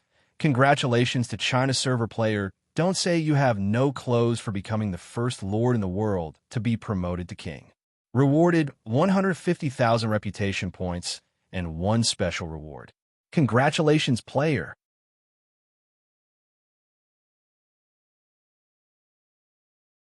Chapter 902. Wang Zhu was already a powerhouse, an emperor. Hence, Ouyang Shuo's promotion to Wang Zhu did not require the imperial court to grant him a title. It would be a humiliation to Ouyang Shuo. The current Great Xia dynasty was on equal footing with the 9 king cities. There was no difference between them. The announcement shocked the entire world. Players all over the world knew that Emperor Xia, not said Wui, was the highest-ranking lord, but no one expected it to be this high. Just a month ago, Jack from the America region was promoted to the second duke in the world. Who would have thought that in a short span of a month, not said Wui would be promoted to Wang Zhu? The difference between the two was like heaven and earth. Ouyang Shuo's rapid promotion, other than benefiting from the few wars initiated by the Great Xia dynasty, he also benefited from the promotion to the capital city and the founding of the dynasty. Just these 2 times, Gaia rewarded him with 500,000 merit points. Ouyang Shuo felt at ease and followed the system notification to receive the reward. System notification. Congratulations to player not said Wui for obtaining a special reward. Do you wish to receive it now? Receive. This was the 3rd time Ouyang Shuo received a special reward. Each time, it brought him a different surprise. System notification. Beginning special reward drawing. System notification. Congratulations to player not said Wui for obtaining a special reward. Obtained a special tool, war exemption card. Congratulations, player. A white light flashed and a gold-plated card appeared in Ouyang Shuo's hand. The front of the card was a picture of a war. On the back, there were 2 large words, exemption, war exemption card. When the territory is at war, there's a chance to be exempted from war. You will not be harassed by surrounding territories for a month. Friendly reminder, war exemption is only effective within the country. War exemption was similar to being unable to attack between territories during a war. It was just that the target was locked to a certain territory. Immediate effect meant that before Ouyang Shuo used the card, the territory of the Great Xia dynasty would not be protected. Similarly, after using the card, if the territory was under attack, it would take effect immediately and expel the enemy from the territory. It was extremely domineering. It was another rare tool with interesting functions. It was just that he did not know when he would be able to use it. I hope I won't have to use this card. As Ouyang Shuo thought about it, He kept the card into his storage bag. Following that, a system notification rang in his ears. System announcement. The Battle of Yishui has officially ended. The main historical figures of the Wei, Jin, and Northern and Southern dynasties have been added to the game. During the Wei, Jin, and Northern and Southern dynasties, although there were frequent wars and dynasties, there were relatively few famous civil and military officials. It cannot be compared to the Warring States period, the Three Kingdoms period, and other periods of turmoil. Among them, Ranmin, one of the 10 great generals, Huang Milan, one of the 4 great heroines, Wang Ming, and Du Yu, one of the 10 great strategists of ancient times, were the more outstanding ones. During the Fei Water War, Wang Ming had already passed away, but undeniably, he was one of the brightest stars in the sky during the Northern and Southern dynasties. On the other hand, in the field of science and culture, this period was very prosperous, and a large number of famous people emerged. Calligrapher Wang Shiji, painter Gu Kaiji, writers Wasi, pastoral poet Tao Yuanming, poet Xiaoling Yun, 7 sages of the bamboo grove, author Chen Shou of the records of the 3 kingdoms, famous prostitute Su Xiaoxiao, Taoist Gahong, one of the 3 Peis in history, mathematician Zhu Chongji, and agriculturist Jia Sixi were all born in that era. It could be said that this was a brilliant era in the field of thought. Although these cultural celebrities could not produce an immediate effect like the civil officials and military generals, they could have a subtle influence on the territory, silently nourishing everything. This was the effect of enlightenment. With the influence of the Great Xia dynasty, it would be able to attract a few famous people to settle down in Shanghai City. Following that, there was another system announcement. System announcement. The Battle of Water has officially ended. Shaolin Orthodox sect, Wudong Orthodox sect, and other martial arts sect have automatically joined the game.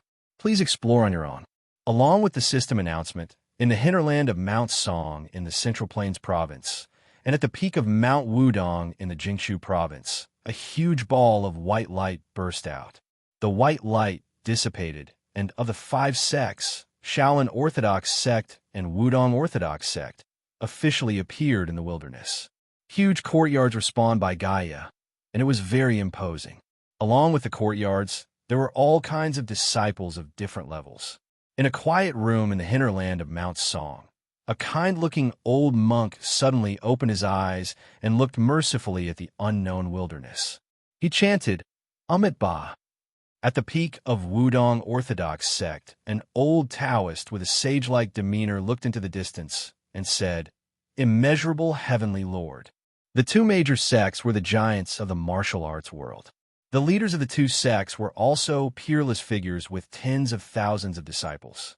This time, they appeared in the wilderness to stir up the martial arts world. Other than the 2 orthodox sects, the other sects that were born during the Northern and Southern dynasties also appeared one by one, waiting for the players to explore. At the same time, the martial arts clubs of the corresponding sects also welcomed a round of renewal. Whenever a sect appeared in the wilderness, the head of the martial arts club was instantly replaced by the elite disciples and even the elders of the sections. The martial arts of the martial arts clubs also welcomed a round of renewal. Other than the basic martial arts, a batch of intermediate and even advanced martial arts were refreshed. The martial arts world officially welcomed an era of great competition. System announcement. The Battle of Water has officially ended. Sui when Emperor Yang Jian has entered Xuanzhou. Xuanzhou has automatically been replaced by the Great Sui dynasty. Gao Qi, Yang Lin, Hiroobi, Han Qinhu, Yuji Luo, Su Wei, Yang Su, Yuan Shu, and other famous officials and generals have automatically joined the Great Sui dynasty. In the year 581, on the day of the 2nd month, North Zhou's Emperor Jing announced the abdication of Yang Jian's return. Yang Jian accepted the heavenly mandate and entered the palace in his usual clothes from his residence. After preparing the ceremony, he entered the Hall of Advent Light and named the country Sui. He changed the name to Founding Emperor and announced a general amnesty. It could be said that Sui when Emperor Yang Jian was the terminator of the Northern and Southern dynasties. On the other hand, the Sui dynasty, which was born from North Zhou, could be said to be the successor of the Wei, Jin, and Northern and Southern dynasties. Due to the fact that there were no famous emperors during the Wei, Jin, and Northern and Southern dynasties, Gaia finally merged the short-lived Sui dynasty with the Northern and Southern dynasties. It chose Sui when Emperor Yang Jian, the mighty ruler, to enter the royal city of the Southern dynasties, Chuanzhou. This also meant that the Sui dynasty would not set up a special battle. The next battle would skip the Sui dynasty and directly come to the famous Tang dynasty. The officials and generals of the Sui dynasty either followed Sui when emperor to appear in the Chuanzhou imperial court, or merged into the Tang dynasty in the later period. The remaining historical figures followed Wei, Jin, and Northern and Southern dynasties and appeared in the wilderness. Compared to the Wei, Jin, and Northern and Southern dynasties, the officials and generals of the Sui dynasty were really dazzling. Just the officials that accompanied Sui when Emperor Yang Jian to appear in the royal city of Chuanzhou was enough to make people envious. Gao Qi, the founder of the kingdom, Yang Lin, the pillar of state, Obi, Han Qinhu, Yu Zhu Luo, Su Wei, Duke of Yuan Shu, each and every one of them are famous figures. The grand lineup that accompanied Yang Jian to appear in the royal city was in no way inferior to the Qin dynasty and the Great Han dynasty. The consecutive system announcements dazzled the players in the China server, especially the appearance of Shaolin and Wudong. It made the adventurer players excited. The moment the system announcement ended, countless players rushed into the dojos of the two major sections. According to the rules set by Gaia, the major sects would not directly recruit disciples. If players wanted to join a martial arts sect, they had to first join the corresponding sect's dojo. Only after passing the selection and meeting the entry requirements could they truly join. Every sect's standards and assessment methods were different. Players were free to choose. Ouyang Shua's expression was not relaxed. Sui when Emperor Yang Jian had brought a group of officials and generals to Chuanzhou. It would be a huge challenge for the Great Xia dynasty, which had already conquered Minnan province. Yang Jian was not an emperor who was content with the status quo. Once he got used to Chuanzhou and took control of the royal city, he was bound to make a move against the awkward situation of the Great Sui dynasty being besieged on all sides. The relationship between the two dynasties was bound to experience some twists and turns. 21 SD June, Summer Palace, Imperial Study. Ouyang Shua tapped on the territory's control interface. After being promoted to king, Ouyang Shua could already check the basic conditions to advance to the Imperial dynasty so that he could make early preparations. System notification, testing the Great Xia dynasty's application to advance to the Great Xia dynasty. Condition 1. The feudal lord's title is at least king. Requirements met. Condition 2. The imperial lord's reputation is at least renowned across the world. Requirements met. Condition 3. The imperial dynasty occupies at least a third of the region's territory. Requirements not met. This requirement was a little high, especially for a large region like the China region. The Great Xia dynasty only occupied 4 provinces, which was not even 1/5 of the China region's territory. Hence, the Great Xia dynasty still had a long way to go before it could advance to the imperial dynasty. Condition 4. The imperial dynasty's population must exceed 50 million.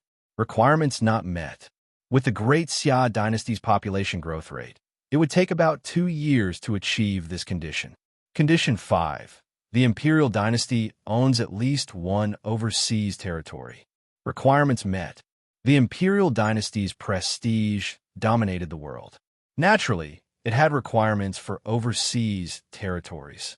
Fortunately, the Great Xia dynasty was constantly fighting against the outside world.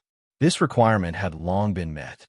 Condition 6. The territory's luck must be at least rank 3, purple luck. Requirements met. Condition 7. Occupy at least 1 royal city in the region. Requirements not met. This condition also meant that for countries with only 1 royal city, the birth of the imperial dynasty was their limit. Only super regions like the China region and the United States region had the conditions to give birth to an imperial dynasty. Condition 8. Destroy at least one country. Requirements met. This condition and the fifth condition complemented each other, but the difficulty factor was slightly higher. Condition 9. Possess at least one secret treasure of the Jin nation. Requirements not met. When a country was established, it required the founding secret treasure. Promotion to the imperial dynasty required the Jin nation's secret treasure. Although it was only a difference of one word, it was a world of difference. Ouyang Shua had no idea what a Jin nation's secret treasure was. Out of the 9 basic conditions, there were still 4 that were not met. It could be seen that the road to becoming an imperial dynasty was still quite long.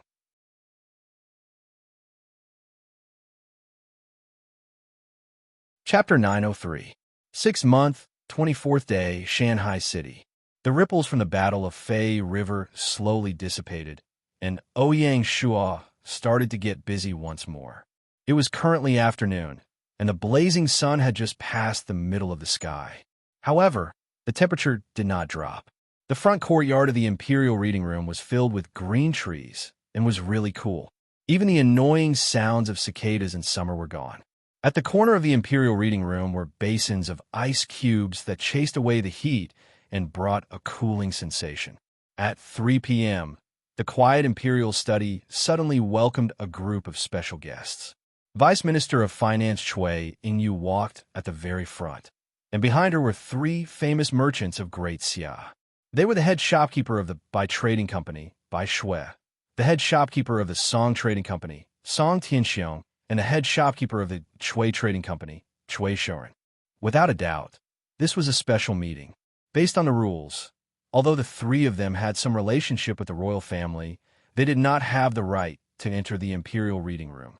Walking into the solemn Imperial Reading Room, a thick aura of power surged toward them. The 3 of them were naturally people who could call the wind and summon the rain. Often, a small action from them could cause huge waves in the business world. However, entering the Imperial Reading Room, this was the center of power of the Great Xia dynasty. Not to mention Chui Shoren and Bai Shui. Even Song Tianxiong, Ouyang Shua's father-in-law, felt nervous. This meeting was not planned on the spot, and they had already informed them yesterday. Before coming, Chui Shoren had tried to find out what his sister was thinking. Who knew that she would keep her mouth shut and not reveal anything? On the contrary, when his father found out, he was scolded harshly. Relatives interfering in politics was a huge taboo in the dynasty. My king, Mr. Chui, and the others have arrived. Sing Yi reminded Ouyang Shua, who was reading memorials. Ouyang Shua was stunned. He placed down his brush and raised his head. They're here, sit. The smile on his face made one feel like they were bathed in the spring breeze. Thank you, my king. Song Tianxiong and the others did not dare to be slow and respectfully bowed before sitting down. Looking at the young emperor opposite him, Song Tianxiong was stunned. He found it hard to compare the emperor in front of him to the young man in real life. They were like 2 different people. Besides the appearance, Song Tianxiong couldn't find any other similarity between them. It was obvious what kind of unforgettable tempering this young man had experienced in order to reach the high position he had today. Song Tianxiong would be gratified if the Song family's disciples had even 1/10 of his talent. Song Tianxiong was not the only one who was deeply moved. Chui Shoren was also filled with a myriad of thoughts. He recalled the first time he came into contact with the king. That was 3 years ago, when the Chui family had just received news of Chui Ingyu's survival. As the representative of the Chui family, Chui Shoren used the super trading platform to complete his first transaction with Shanghai City. At that time, when the Chui family cooperated with Shanghai City, they did not think about earning any profits. They just wanted to repay Shanghai City for saving Chui Ingyu's life.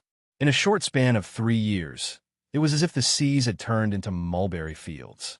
In 3 years of time, Chui Shoren had slowly entered the core of the family from an ordinary disciple that the family didn't think highly of, and then he took control of the Chui Merchant Association. He could be said to be a winner in life. For Chui Shoren to have such a fortuitous encounter and stand out from the rest of the family members, apart from his own ability, it was mostly because he played the role of the liaison between the family and Shanghai City. Just this point alone gave Chui Shoren a lot of points. The reason was none other than the fact that Chui Shoren was the only one in the family who was familiar with the king. One could see how miraculous life was. The Chui Merchant Association had also walked onto a path of fate because of that unassuming transaction. Like a rolling snowball, they developed and grew, becoming a giant in the business world. Not long ago, the few merchant associations that were suppressing the Chui Merchant Association in Dali Imperial City specially rushed over to Shanghai City to send gifts to Chui Shoren. They wanted to take care of them in the voyage trading. The difference between the two was like the difference between heaven and earth. Out of the three imperial merchants, only Bai Shui's heart was as still as water. There was a good saying, one can be strong without desires. Her husband, Wei Yang, was in the corps, and her father, Bai Gui, was in charge of the business school. Bai Shui did not have much desire to chase after riches. Not long ago, Bai Shui used the name of the Bai Trading Association to donate 500,000 gold to the imperial court to build schools in the various prefectures and counties, becoming the largest donation since Great Xia was established. This matter even shocked Ouyang Shaw, who personally gave the Bai Trading Association the plaque of Benevolent Merchant. The three imperial merchants all had different thoughts, but Ouyang Shaw saw through all of them. During these few days, he had started to cultivate the Huangting internal scripture. While trying to break through the middle dantian, his senses were also getting sharper. Ouyang Shaw could roughly guess what normal people were thinking. Luckily, Ouyang Shaw did not have a hobby of peeking into other people's thoughts, so he turned around and said to Chui Yu, Lady Chui, explain in detail the establishment of the China Shipping Group. Yes, my king. Chui Yu received the order and announced the reason for this meeting. Along with the dynasty's voyage trading becoming more and more prosperous, the income from trade was becoming the main financial pillar of the dynasty. Ouyang Shaw had been thinking about how to upgrade the entire trading system. Before this, he ordered the Four Seas Bank to push out the ocean insurance business, but that was just a small test. The crux of voyage trading was the channel, and the channel was mainly made up of the port and the shipping route. The port was the point and was the key to importing and exporting goods, while the shipping route was the lifeline that connected the ports. The focus of Ouyang Shua's plan was on these two parts. In terms of the port, Ouyang Shua had already ordered the financial court to discuss setting up a customs division under the tax department to be in charge of managing the import and export goods. Of course, the role of the customs division was not as simple as that. Apart from that, it was also in charge of investigating smuggling, compiling statistics, collecting taxes, and the like. To a dynasty like the Great Xia dynasty that had a huge amount of voyage trading, the importance of the customs division was self-explanatory. Currently, it was just a new one. When the time was right, the customs division would be independent from the tax department. In terms of shipping routes, Ouyang Shua needed to consolidate them, and it was an unprecedented consolidation. It was mentioned before that voyage trading had its risks, and the risks were not small. Apart from the rare war, there were also storms, tsunamis, pirates, and other unforeseen dangers. No matter how strong the Great Xia dynasty navy was, they could not clear out the entire route and ensure the safety of all the ships. Even the Federation Navy, in reality, could not guarantee that, much less the ancient times where navigation and communication technology were really backward. To the three imperial chambers of commerce, their businesses were huge, and they could take one or two losses. Naturally, there was nothing to worry about. However, to the small and medium-sized chambers of commerce, one shipwreck could bankrupt them. Hence, the passion of the small and medium-sized chambers of commerce was greatly restricted. The current method of the small and medium-sized chambers of commerce was to hitch a ride on the ships of the three imperial chambers of commerce or other super chambers of commerce and pay a certain amount of commission for the large chambers of commerce to help transport goods. Alternatively, 10 squadrons could travel together to defend against the dangers of the ocean. As the operation was not standardized, it greatly reduced the profits of the small and medium-sized chambers of commerce. Furthermore, to gather up an alliance fleet, it would often take a period of time, which was also a cost. As the ruler, Ouyang Sha needed to reshape and reshuffle cards. During this process, it would unavoidably hurt the interests of the three imperial chambers of commerce. News had it that just collecting commission from the small and medium-sized guilds allowed the three to earn a lot. Ouyang Sha was going to destroy this rice bowl. He was prepared to consolidate the squadrons of the three imperial chambers of commerce and the business department to build a super shipping group. It was the Huaxia shipping group mentioned in the previous chapter. The group had three main businesses: docks, shipping, and shipbuilding and maintenance. First, docks. There were a total of 15 commercial docks in the territory of the dynasty, and they built dozens of docks to transfer goods. They were an important part of the ocean trading. These docks were managed by the business department or the local offices based on their size. During this consolidation, all the rights to use and manage the docks would be merged into the China Shipping Group to be managed by the group. As for the business department and the local offices, they would only have the right to manage and manage. Just this alone was enough for the China Shipping Group to have a monopoly in the ocean trading industry. Secondly, shipping. The consolidation of the squadrons was not a simple matter of grouping them together. Instead, it was a systematic upgrade. After the consolidation, the entire squadron would be split up based on the route, and each squadron would travel on a fixed route. Even the sailing time had to be fixed as much as possible. For this, Ouyang Sha asked the Navy headquarters to provide professional navigators and captains for the squadrons. At the same time, they would build an ocean escort squadron with some combat strength, equipped with handguns and cannons. This would greatly increase the safety of the squadron and reduce the risk of the voyage. The consolidated squadron would provide ocean trading services to all chambers of commerce, and the price would be transparent to activate the passion of the small and medium-sized chambers of commerce. Thirdly, shipbuilding and maintenance. A long time ago, the building of merchant ships and warships had been separated.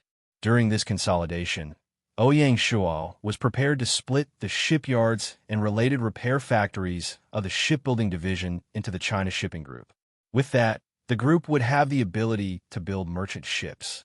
Ouyang Sha was even prepared to move a batch of shipbuilders from the shipbuilding division to strengthen the research and development of merchant ships.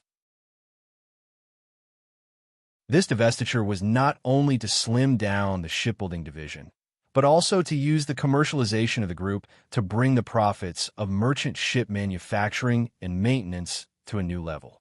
With these 3 points, it was enough to let the newly established China Shipping Group become a giant shipping group with a scale exceeding 5 million. It was a true commercial aircraft carrier. After the consolidation, the group would play an important role in the ocean trading of the imperial cities. Even to say that Ouyang Sha was even prepared to include the coal transportation business between the dynasty, West Chu, and Stone City under the China Shipping Corporation for them to run. You're tuning into the Warrior Lore YouTube channel. Don't forget to subscribe and join us on this journey to catch the most captivating stories.